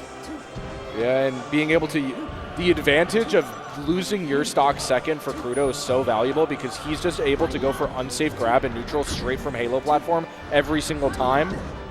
Goes for the up air, extension into an air, knows he's going to tech but isn't able to cover it. Yeah, and Krudo has just played a flawless stock right here. Has only taken 15%, was able to close it out again with a very deep back air off the right side. Yeah, and stock 1 looked very even percent-wise, and Krudo, straight off of Joshman's invincibility, is able to get the grab that's going to lead into at least 30% here. Oh, wow. Beautiful. Falling fair into double jump fair in order to get Fox off of his ass and be able to grab ledge again. Oh, gets Pokemon Stadiums, but it's fine because Joshman gets hit right after. I feel like you know the tide of the match when you have a Sheik dash attacking on Fox's shield, and then the Sheik ends up winning the interaction after. Yeah, it is. It's unfortunate. You have to get those punishes. You cannot let Sheik get away with this stuff for free. It really is. As hard as the Sheik punishes are, that means that you have to take your punishes to the bank. But we see the slow get up, slowly meander your way over to the right side of the stage in order to get that up smash. But Joshman still in their last stock. Krudo with a clean 2 stocks, looking on the verge of a 3-0 win here. Drop down fair. Wow, yeah, that's going to do it. Joshman not even trying to recover. The talented and handsome Kyle Krudo is going to be in top 8 at Supernova 2026. You said we would see more of him today. Little did you know we'd be seeing infinitely more of him. Made it to top 8. Hell yeah. That's what we get to watch him in the crowd. Yeah. What is going on as well? Is that that is ult? probably that's got to be the old people popping off for theirs over there. That's fun. I love being around here in these big tournaments where there are multiple games being played. That's why I'm really excited for an event like CEO, where you get this cross-pollination of all these different communities coming together and learning about one another. I love it so much. You see on these replays of that dash attack was so absurd. Yeah, it was so deep. You didn't think that the sweet spot was going to hit. That was so close. If Krudo had managed to land that tipper up smash, that would have been money. Yeah, that would have been a combo of the tournament. That might be winning combo of the year next year at the Smashies of Supernova 2027. Yeah, if only those. If only. The thought was there, though. You win the theoretical. I thought this combo could work. But yeah, I mean, talking about like the community aspect of things here. Last night when we were doing top 64, I think it was top 64 on the left side of the screen. The center of the screen was Rivals top 8. The right side of the screen, or the left side, whatever one I had to say, was 64 top 8. Yes. And then all the way across the venue near the Ultimate setups, there was an ult stream and then a quad ult stream. Yes. There were like 9 games being streamed at once. It is, yeah. It's so many different people. We're going to see. Oh, there's some stomping going around. People are popping off over there. The crowd is going wild for Ultimate. I don't know what's going on the other stream, but if y'all are watching that, let the people know in the chat. Yeah, only here at Supernova do you get all of this. And exactly. I love it. I love the lights. I love the sound. I love the roar of the crowd. I can't get enough of it. Look, they're all cheering for Mr. Journalist. Mr. Journalist himself versus Spark. I know Spark was real upset. Spark was about to DQ last night, did not want to play another Ice Climbers again, has done nothing but play Ice Climbers. First it was Chudat earlier in the tournament, and then had to get past, was it SluG earlier in order to get into this top 8 qualifier. Yeah, I think that was the only Ice Climber left in bracket. Let me pull up the patented, I don't know if it's pending, the lucky stats. Where's this? Okay, they already have the final for it.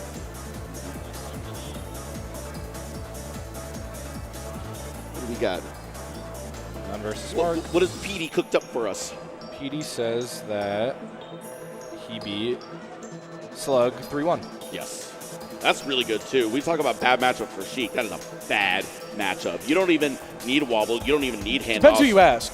Yeah? DarkGenex thinks it's losing for Ice Climbers. That's absurd. I love you, Justin, but what? You're my coach, Justin. You're my co-commentator. You and Vish, but what? The man on stage himself, I think it was kind of poetic that Chu kind of comes out of the forest or wherever he is nowadays to enter Supernova. And the path to make it to top 64 winner side is Spark and Chudat into each other. And they haven't. I was talking with Spark about it, and he said, I think the last time he played Chudat was at like a Shine or something, like almost like 8 years ago or something.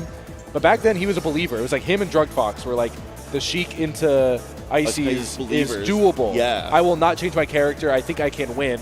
Wasn't able to put it together until 2026. Yeah. In which case he did put it together. The first Sheik ever to beat Chudat. Yeah, I remember Spark telling me that, and I was like, wow, that is an insane stat. And I thought about it for a second. I was like, yeah, I guess that would track. And then I thought a little bit more, and I was like, that's crazy. I would hang my hat on that for sure. Well, Chu lived in so many regions that had great Sheiks at the time as well. Yeah. I mean, it doesn't even matter what region you're in. Competing at the national level, the global level, year after year, event after event. So many good Sheiks in existence. Weren't able to put it together until 2026 where Spark did it. We are going to see a Falcon versus Sheik matchup. This is a matchup where historically, way back in the day, where I would have said that Sheik just dumpsters Falcon. Yeah. It is impossible to approach Sheik with Falcon. It feels like that a lot of the time, and it feels like that even in the modern meta sometimes. You'll see things like forward tilt just absolutely invalidate a lot of the tools that Falcon would normally like to go for. But as the years have gone on, as the meta has developed, as we have gotten older and wiser, we have seen this development from the Falcon side of things in a lot of matchups, but especially against Sheik, where the punish game has become so refined that it doesn't matter the fact that Falcon is losing neutral a lot of the times, because he only needs to win neutral one time. Sheik has to win neutral 10 times in order to take a stock. Falcon only needs the one opening. Yeah, and the thing is, like, I feel like None might be the best Falcon in the entire world at getting that one read. I feel like he's not even, like, I think the book is in front of him, the letters are typed out, he's reading the words. He's not really reading or calling something out. He knows it's going to happen, maybe conditioning the opponent. But when it comes into someone like Spark, they've seen each other play throughout the years. They just recently have had 2 Game 5s going both ways in the past couple of months. Battle of BC and Gommel last weekend. None winning last weekend in Game 5. Oh, wow. I didn't realize that it was Game 5 like that so close. Just this past weekend. This stretch of tournaments right now might be the most intense stretch of Super Smash Bros. Melee majors ever. Because we had Gommel last weekend, we have Supernova right now, and then next week is going to be CEO. Whoever is doing all 3, you're God's strongest soldiers, hands down. And Spark is one of the ones who usually goes to every single tournament ever. Yeah. I wouldn't be surprised if he is there next weekend as well. Yeah, but we are going into our Game 1 already. Sheik winning neutral several times now, working a big lead right now against Captain Falcon, 105%, not quite able to close things out, and now the one opening from Falcon, able to get the up throw, not quite able to work anything further. Oh, and that should just be the stock. Double jumps and isn't able to get out the fair. We do see that a lot. That is the Nun special. Nun likes to mix in up B and use that as a little cheeky command grab and mix things up, because you're up against Falcon. He has Stomp, he has Knee. That's so scary. You have to shield, right? Exactly, and you're able to punish it off of it. You also do see like raw grab sometimes as well come out. They get up attack, tech chase afterwards. Back throw, interesting. Oh, wow! No! Tried to go for a cheeky, deep, weak knee in order to set up that edge guard. Wasn't quite able to get down before the intangibility of Sheik vanished. Great recovery there from Spark. This is one of the characters where I think Sheik has an actual like pretty good time of mixing up. Am I going to go to side plat? Am I going to go on stage in that weird like little Krudo spot? Am I going to go straight to ledge? You make it ambiguous how you're going to land, where you barely landed on the platform, you barely the butt grab. Oh boy. Falcon getting a good taste of his own medicine there, actually. Mistake on side plat. Normally it is the Falcon getting the butt grab, but in this instance, the turntables. Okay, one neutral once.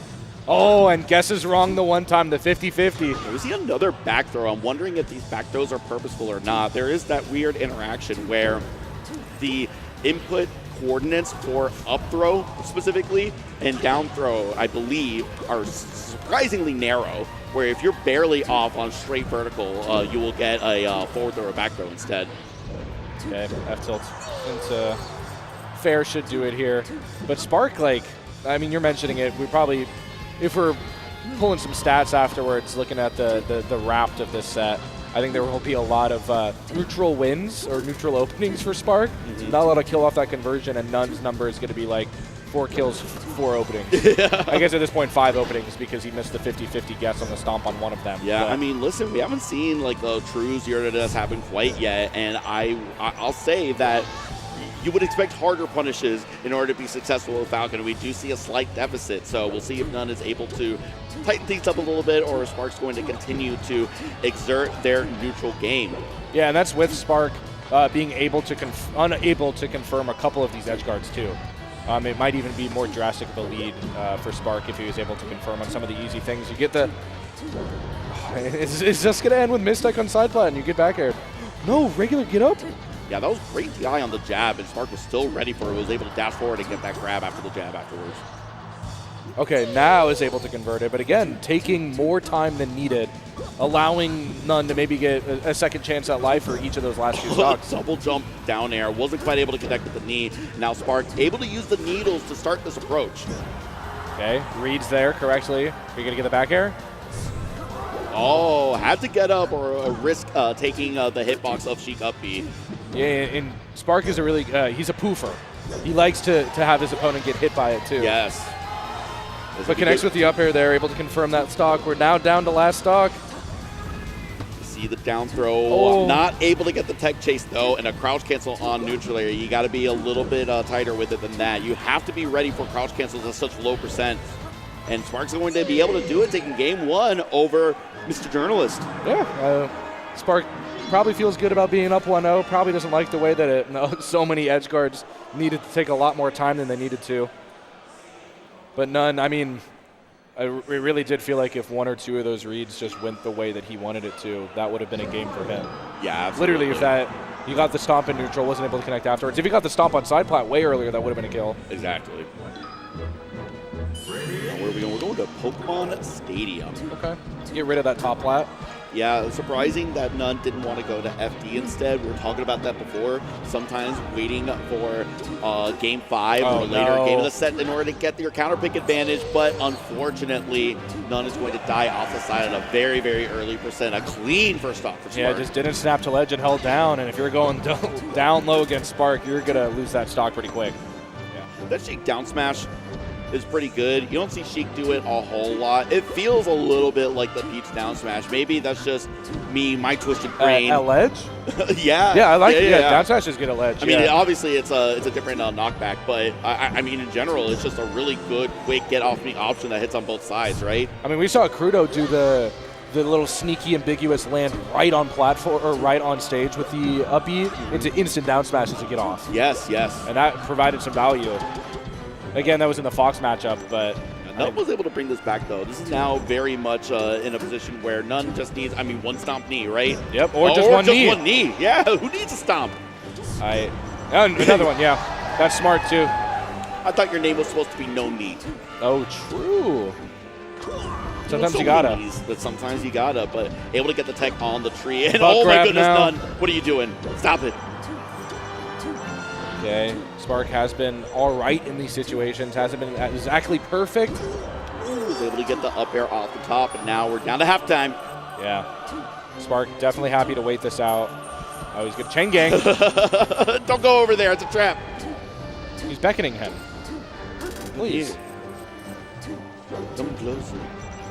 Oh no, mistech. Uh-oh. Get him attack. No! Get him attack going to be the reversal? Was able to get the up B grab, though, at the very end. Was trying to go for another down smash edge guard, I think. Yeah. Early up B came out, though, thankfully for None, to be able to salvage the stock. Yeah, was able to sidestep past initially and then had to SDI or ASDI through the gentleman hits. Reverse, and he's going to do it, too. Yeah, I mean, None was able to turn the tides entirely in the last minute or so. Yeah, no, this is great. You're feeling pretty good if you're None right now, and it is a pretty low percent, but now Spark coming up with a big punish. Got a couple of dash attacks and a couple of tilts, but not able to build up. Oh, great crouch to low profile the Nair.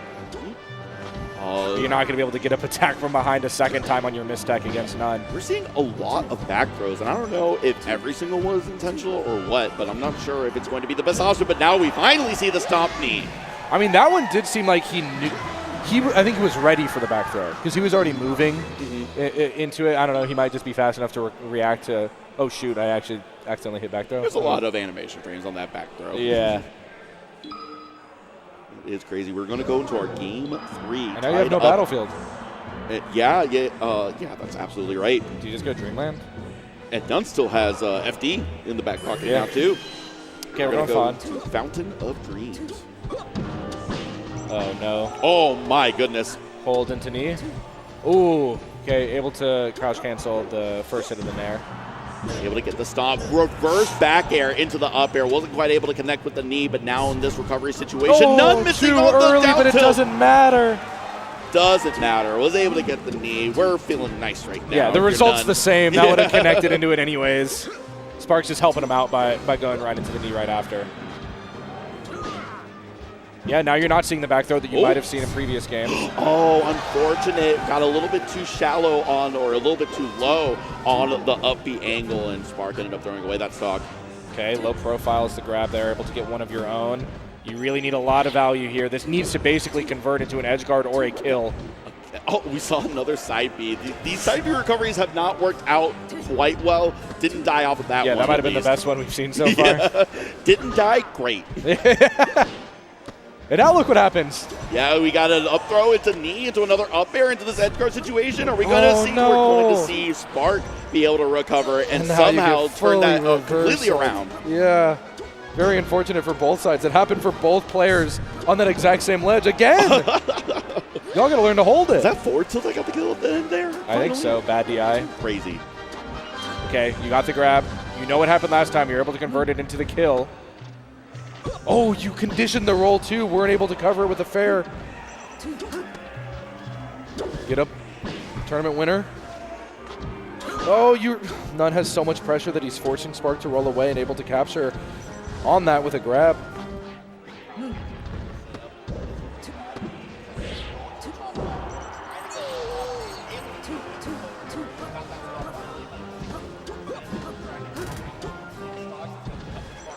Oh, gets caught with the up air there. I mean, you know Spark needs a grab, right? No, you're gonna give him the ledge. Why not? Yeah, exactly. Yeah. Why would you? No, of course. We need a last stock situation. There's that up B and neutral that you were referencing. Why not do it at this percent? He tried it again.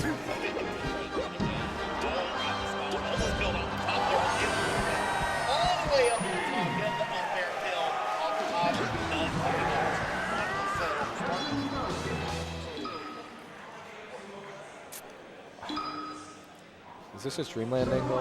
I don't know. FOD fell. The platforms were a little weird. Then you die. Yeah, okay. I do like the stage switch up. Because you also like ran into the moment where it was mini FD. And you got none. I don't know. Common misconception, actually. Yeah, the defensive option there.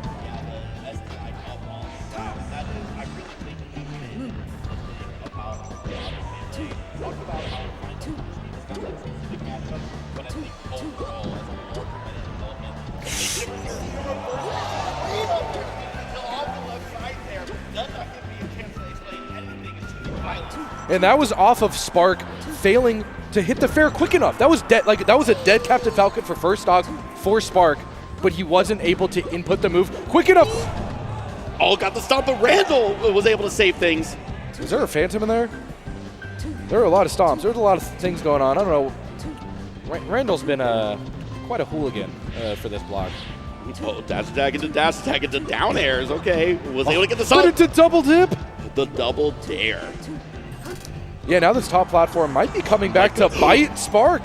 Yeah, none has been absolutely in his bag with these combos right now. We're going to see a knee able to get the kill off the left side. Doesn't matter. That is the problem when you go to a stage like Yoshi's Story. You're just going to die no matter what against knee. Hey, little shield. He has a Skittle. Yep, and that's just going to be the stock there. Dead even at halftime in a must-win game. Tournament life for Spark. The dares have just been coming out in an absurd amount compared to any of the previous games.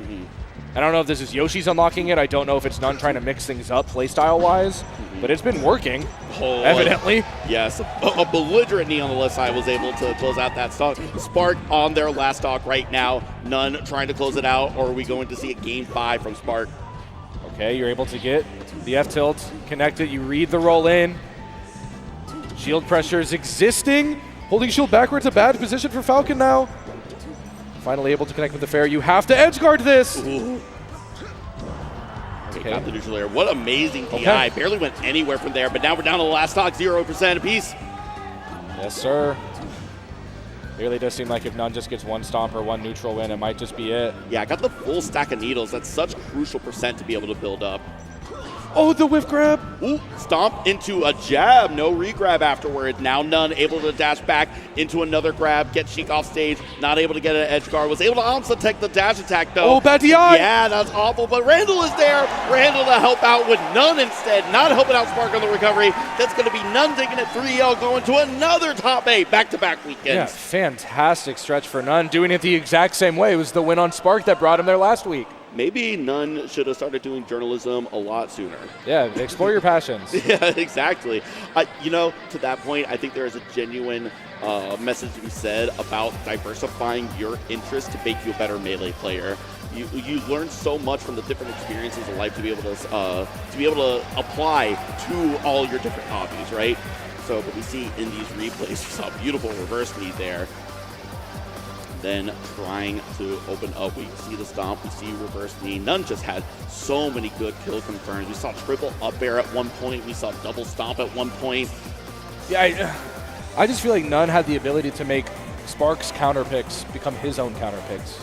Like being flexible with the way that he plays the game, the options he's choosing in neutral. None was just playing good, really boxing out a lot of Spark's options. He knew that Spark was going for up tilt or F tilt a lot of the time and was able to perfectly space without him. And when he somehow knew whatever tell it was, I don't know if Spark was tipping his pitches, but he would know when Spark would go in for the grab and was able to whip punish on top of that. Yeah, that DI on the neutral air was so crazy, and I think it ended up causing a kill confirm for Spark.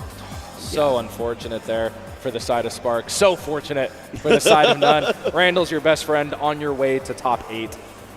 And now that just leaves a couple sets. We only got a couple more sets here in order to Two more round spots. out. Yeah, 2 more spots in our top 8. Our last 2 loser side matches. First, we're going to see moky versus Ultra. And I would love to talk a little bit about Ultra. Had an absolute heater. Probably the best set of yesterday, in my opinion, was that Fox Ditto that Aklo and Ultra had. Game 5, last stock. All of us were out of our chairs. It was absolute madness. But Ultra is someone that I know has been around for a little bit, playing locally, I believe, in Colorado. Yep. Along with Dial M, the 14-year-old DK sensation. But Ultra has just absolutely exploded this year. Had no idea who Ultra was until Cashbox, maybe back in February or March, and then just casually ripped off a second place, only losing to Salt, and I believe took a set off of Salt during that as well. So yeah, when I was looking at my ballot submitting and looking at Ultra's resume, like actually absurd what Ultra has. Yeah, tell me a little bit about it. I'm waiting for the most notable wins. Ultra might literally not have enough data. I'm going deep. You're keep going talking, deep. keep stalling. Yeah. We see the results for Mogi again. We saw those earlier. A 3rd place at Battle of BC, a 5th place at Gommel just this past weekend. And at the Invitational at the Castle got 3rd place. So Mogi has been doing well, but certainly has not quite reached the level that he wants to get to, which is another major win. Got that major win back at the end of 2024 with Dope Park in the grass and hasn't quite able to put it together again just yet. The internet is not good. The internet is not good? That's okay. Oh, wait, it's good now. It's good now. now. We're back. We're so back. All right, so let me see some notable wins. Is that a real Hungrybox win? Yes, actually. Real during Hungrybox win. Cashbox. Joshman, Salt, Aura, Ginger, Moth, Zamu, Ben, Morse Code Preeminent. Like, yeah, that's a top 10 player by talent. Like, wins right there. Recently ranked as well, correct? Yeah, top 25, I believe. Definitely in the top 30. Got ranked a couple days ago. An absolute breakout performance this year for Ultra. I would love to see more of Ultra.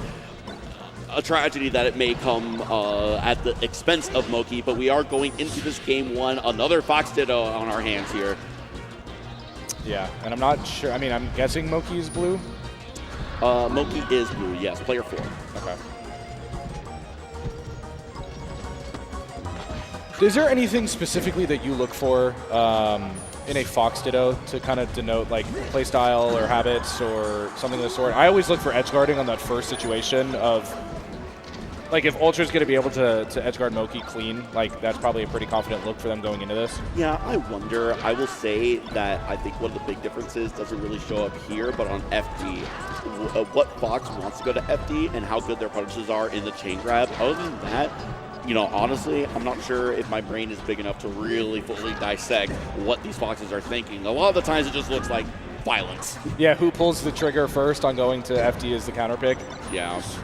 Oh, we do see the ledge hog. That was very, very smart. I think another one of the things as well is the Shine Spike opportunities where you're going to be able to get those low percent kills. What Fox is going to be able to get that back throw Shine Spike at early percent? Because that was a big difference in the set we saw with Cody. Cody and Soonsay, yeah, where Cody hit literally everything off stage he needed to, and Soonsay just missed a couple of them and allowed Cody to get back to stage. So I agree with that. I think that will be the big difference maker are the edge guards in this instance. Double whiff grab and neutral. Ultra finally able to convert off of that though. Meets him on the top plat or side plat there. But high recoveries are coming in from moky here. Yes. Not risking going to ledge. A lot safer to just go up quick, recover a lot higher, get back to center stage, and kind of reset neutral. A couple of neutral airs, Foxes passing by each other. Again, that level of covering the next option, instantly shield drop back airing to try to cover slide off from moky. You see that single standing laser during that whole interaction where moky was still able to get the follow-up afterwards? Got the standing laser during the tech animation or the get-up animation and still was able to follow up. Well, I think in the earlier set in Winners, moky got caught standing shooting 3 lasers. Ooh, okay. Moky feeling himself right now. Yeah, trying to throw that single laser. Unsure if he's going for the laser land or just trying to add some swag to it, but moky's kind of feeling himself. Yeah. Okay, good. Call out.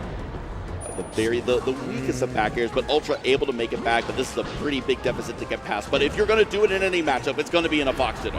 Yeah, and moky just let Ultra get back, but that one will be it if you just... Oh, save the jump! Yeah, that was a tournament winner. Almost ended that entire match, but then it's going to be a reverse back air. Closing it out, moky going up 1-0 versus Ultra. Yeah, looked good in terms of some of the swag he was using. Yeah. Single laser mid combo. Getting in his bag a little bit. Yeah, but also looked good in the things that he needed to look good in. Like the edge guarding did look clean, was able to call out the high recoveries from Ultra. Yeah, must have been a really good massage therapist for that disc in between sets. He was just laying down in the VIP room or something. Booting it right. And so Ultra is not the FT counter picker. Might be later, but we'll see. Definitely not the first counter pick. Yeah, but I mean, Ultra is just so good. I imagine that in this instance, Ultra will probably be trying to work tech chases on the platform. And once again, we're going to see trying to get off stage early. And we were just talking about that. Edge guard wasn't able to get the Armada shine, though, unfortunately. Yeah, and if we're going to take any notes from that winner set with Cody, that's going to spell disaster for Ultra. Yeah. Because you got to be able to convert those shines with moky just did. That is the difference maker right there. You got to hit those shines, or you're going to get hit by them. Exactly, yeah. You got to take your opportunity because you're going to just be giving your opponent more and more Dreamland. Coming in clutch for moky there, living that up smash. What are these pivots that Ultra's doing right now? It's just doing pivot jab. I don't know. That was crazy. Yeah, great option coverage there from moky. Just a smidge too far away for the down tilt to not connect on tech roll and platform away, but. moky right back into the scrap using that invincibility. Has been so good at calling out high recoveries there. Goes for the dash attack. I guess trying to be a little quicker, go for the pop-up maybe. Ooh. Got the reverse hit of up smash. Able to get the ledge dash back, but unfortunately wasn't able to get back to center stage. Ultra getting knocked back off, and now it is 2 to 3 stocks in this game too. Clean stock differential, yeah.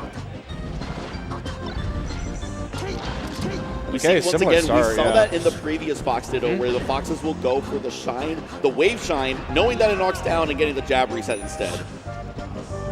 And you're right, Ultra is trying to play around these side plats to try to get moky in a tech chase situation, maybe a mistech on side plat. But moky's kind of just been playing grounded a little bit too much. But able to bring it back to even 36%, that ain't no thing. Oh, using the invincibility once again to go straight raw grab, and they might be able to convert. Gets a tech roll in, but not another punish. Here's the thing, though, about it. In a Fox Ditto, in a lot of matchups in Melee, you're not really a full lead, even at a full stock lead. You're not really at a full lead until you have multiple stock leads because of how volatile these matchups can get, how quickly they can turn. A completely even match right now, 2 stocks, 84% apiece. Finally able to open up moky on Ultra. Not just a little bit, but that down tilt was so good. Able to get the tech chase on the top platform. Now Ultra up. Yeah, Ultra's using moky's own tools against him. Hey, that was the exact same down tilt he tried to use against Ultra earlier in the set. I was like, that was pretty good. Let me download that real quick. Yeah, actually, you know, I'll space it better this time so it'll actually work. I know. Last stock, game 2. Moky now posturing around that side plat. Crazy pressure on the shield there. moky absolutely popping off, trying to get this edge guard. A beautiful shorten on Ultra side, though, making it back, and now Ultra's finding an opening, getting these drills, getting the up smash, a tech chase, forward throw off stage into immediate shine spike. Ultra evening things up versus moky, a major winner in moky. Ranked top 10 moky. Not even phased Ultra either after that. Immediately going to the water bottle, looking forward to game number 3. It's now the FD time. Yeah, the crowd has really filled out, by the way. It is packed out there already, and it's still pretty early. Oh no, we don't have an FD counter picker. They might not be feeling it yet. What do we get it on game 5? We're gonna, that's the worry. On the line. We're gonna get a very volatile game 4 or game 5 coming up next. It's just, you get a Fox Ditto on FD for game 5. It's just 2 people with a stick of dynamite next to each other. They're just, I'll take us both out, I don't care. You might actually get to the point where you like gentlemen's to Battlefield again or something. You might actually, and especially in a Ditto like that. Especially game 5, tournament life on the line. Absolutely, but we see moky off to a rock solid lead, only taking 29% on that first stock. And again, moky is now taking point using the height advantage on that side plat, facing backwards to try to like force Ultra to either jump at him or dash underneath. Again, trying to use that spacing down tilt, not really connecting on anything so far. Ultra's kind of been the better down tilter. Yeah, great shine out of shield in order to get that punish, get the knockdown, get these tech chases, but not able to close that out. A neutral layer out of shield, able to reverse things around for Ultra, but then moky answering right back with a neutral layer into what's going on? What's happening? What are these foxes doing? Win for it all to try to go out there in the back air, but unfortunately for moky, that's going to be the stock. But if you get a cheeky up tilt or something right here, that will be a dead fox. Off stage, shine. Oh, going for the shine again. Now you're going to get reversal. Shine. Oh no. I mean, I like the idea from Ultra though, because if you're continually able to, execution test and hit that shine every time, moky will get low enough that you can then edge guard. The transformation kind of got moky stuck between a rock and a hard place, but. Yeah, it was, moky started doing the multi-shines there on the mountain after getting that kill, waiting for Ultra to come back from the Angel platform. Oh, no. Oh, we see the up throws on the tech chases there on the right platform. Buffer the tech there and ended up air dodging because Ultra didn't land on the platform. Oh, we see a misled dash. Unfortunate. Now moky up a clean 2 stocks in this game 3. And now we're seeing exactly what you mentioned where, yeah, you could probably feel comfortable a little bit if you're moky. You definitely don't want to let up on the brakes. No, absolutely not. But you feel a lead now. You could go into the scrap a little bit more, trade a little bit. Yeah, absolutely. Because exactly what just happened. The entire stock got deleted in 15 seconds. Yeah, exactly. But still up a clean stock here, able to get that grab, applying some pressure on the shield. Ultra able to turn things around with a cheeky shine. Yeah, if that up smash connected, that might have been disaster for moky second stock remaining. But fortunately for moky, was able to get out of that little scrap. Extends with the single hit fair. I like that single hit fair. Single hit fair is a move that some characters wish they had. Yeah. I mean, especially with the way you're able to platform cancel it as well. Ooh, was able to get that back air really high, but still alive. Great DI by Ultra. Oh my gosh, moky! Moky, stop. Moky, stop. You're too cool. You're moving too hot. You're fit too tough. They'll kill you. If there was no transformation, that might have been the actual clip of the tournament right there. Yeah. He dokied too hard, too close to the sun. You are not streaming, moky. All right. This is tournament. This is for your life to get into top 8, dog. I saw someone try to put together the best melee player of all time with different attributes, and someone had moky for creativity, and I think that is undeniable. Yes, I think moky is one of the most creative foxes, if not the most creative fox. I would agree with that assessment. I just think the way he thinks about how each of Fox's moves can connect into one another is like unseen. Yeah, trying to go for the lasers there, and a bad DI on that back air is going to close out that first stock. Yeah, now we have mini FD on the bottom, and moky is going to sit on that top plat. Why not? You have a full stock lead, brother. Yeah, able to get this tech chase. DIing in to avoid that edge guard situation. That was actually really smart by Ultra in that situation. Normally you're not trying to do that because of the follow-up options, but Ultra going for a couple of high recoveries, finally able to make it back. Yeah, but now we're going to, I mean, the shortens have been peak for Ultra this entire set. But you might be getting to the point where your tournament life is going to end up falling because you're recovering high too many times. The pop-up. Straight down? That shorten again. That pesky shorten. And oh wow, crowd cancel. Yeah, and now that's up a clean 2 stock. moky on the verge of making it into top 8, or will Ultra be able to make this tremendous comeback at this point? Yeah, and that's the advantage for moky right now. With a full 2 stock lead, you're able to just sit down, crouching down, and eat a lot of stuff to get the reversal on it afterwards. and play super aggressive right now. There's no reason to let up on the brakes. You're moky, you're going to go for a clip anyways on the last dog, so might as well get there as fast as possible. Saves. Shorten's able to connect, though. I cannot believe that Ultra was able to get back. I can't believe moky was able to get back in the first place, reversed it, and then Ultra cast some black magic in order to get back onto the ledge there. And now moky trying to work this shield pressure, trying to find an opening to get the up smash kill confirm. Was a what?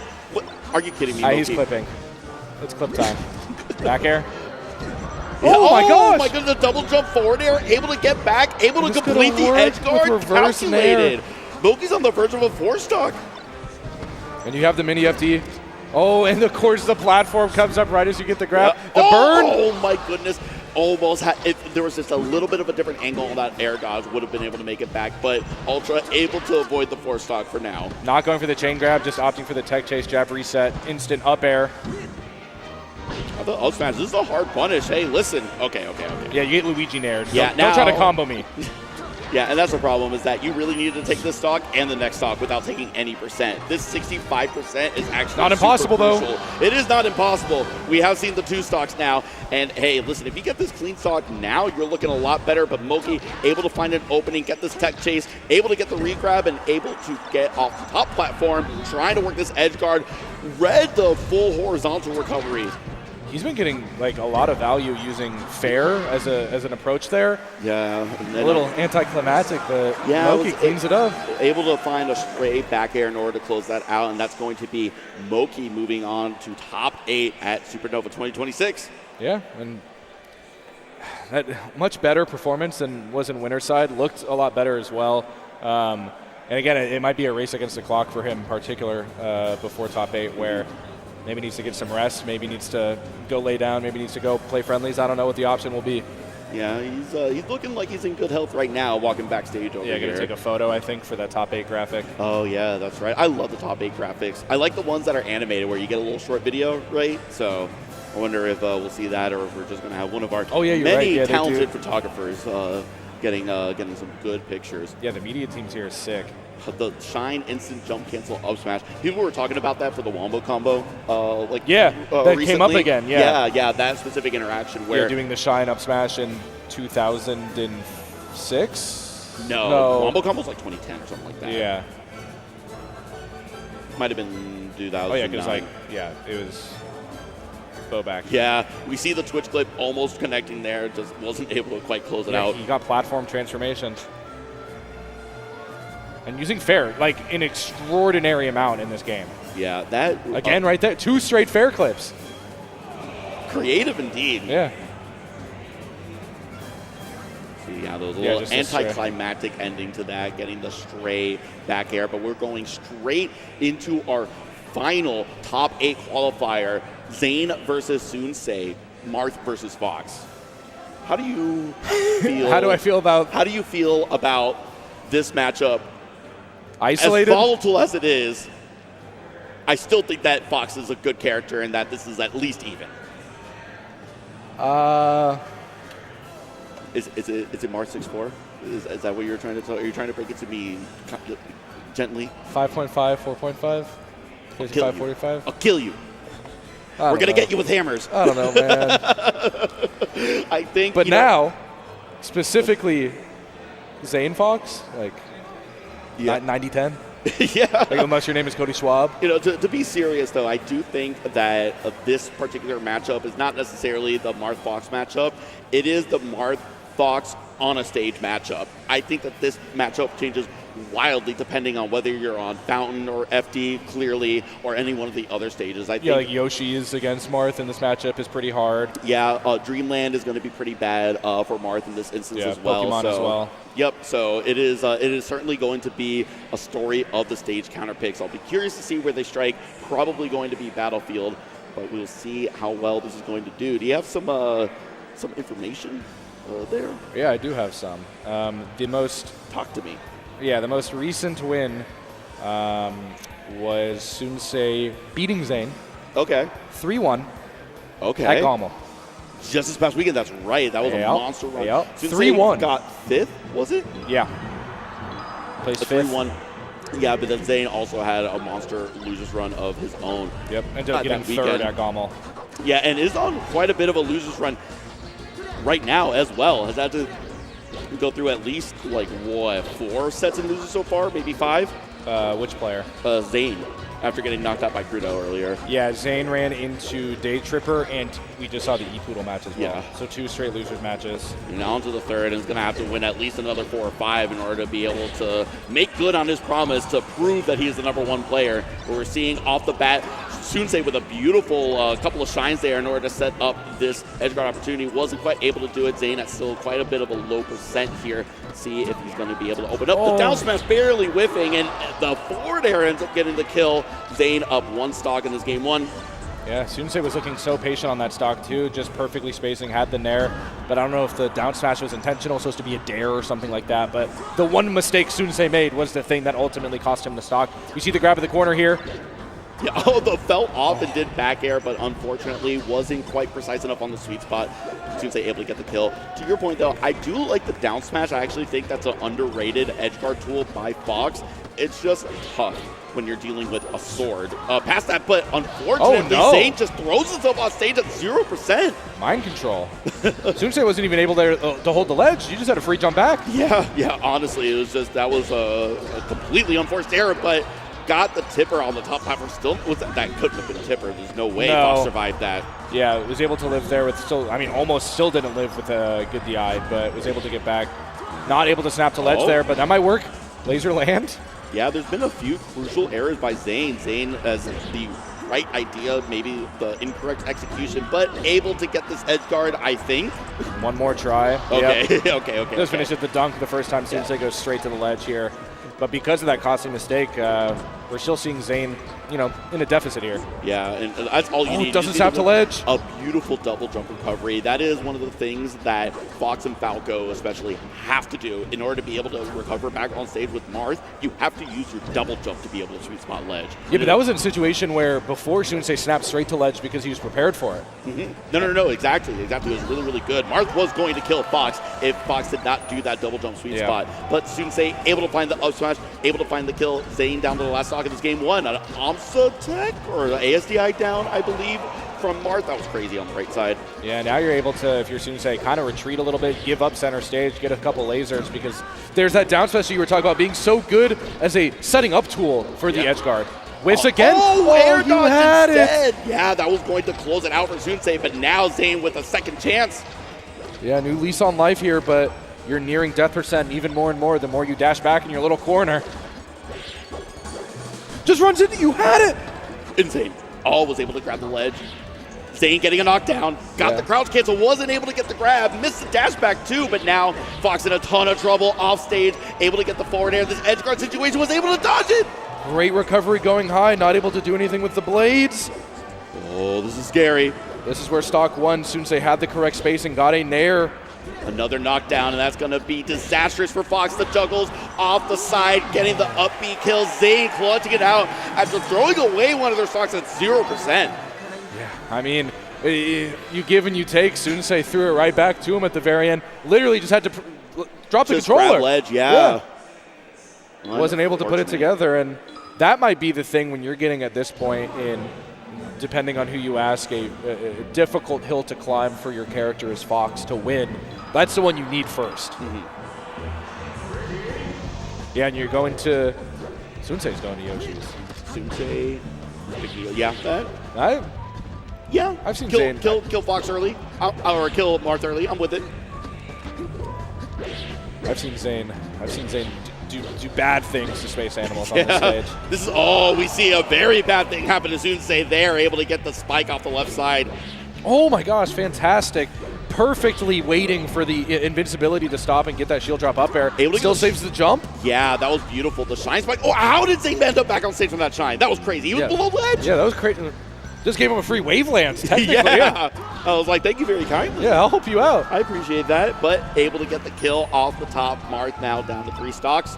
And to your point, this is such a volatile matchup. Marth can kill Fox at 50. Fox can kill Marth at 50. It's all over the place, but the down tilt is going to be able to close it out. We've seen it before. We see it again. That decline of Yoshi's story, setting up these brutal hitboxes that you cannot sweet spot past. Okay, gets the grab. Again, a bad situation for Soonsay, being on top of that side plat, gets the other one, doesn't grab ledge this time. Oh, beautiful job being able to grab ledge after that jab setup. That was going to be another edge guard. That would have been a dead fox if he didn't grab ledge there. Yeah, but again, he's missing a lot of these techs here. Zain's going to be able to punish that literally every single time. One dunk, do you get the second? No, able to snap to ledge. Getting more of these juggles, sending up into a tipper. That fox was 10 times dead. Yeah, and now this is...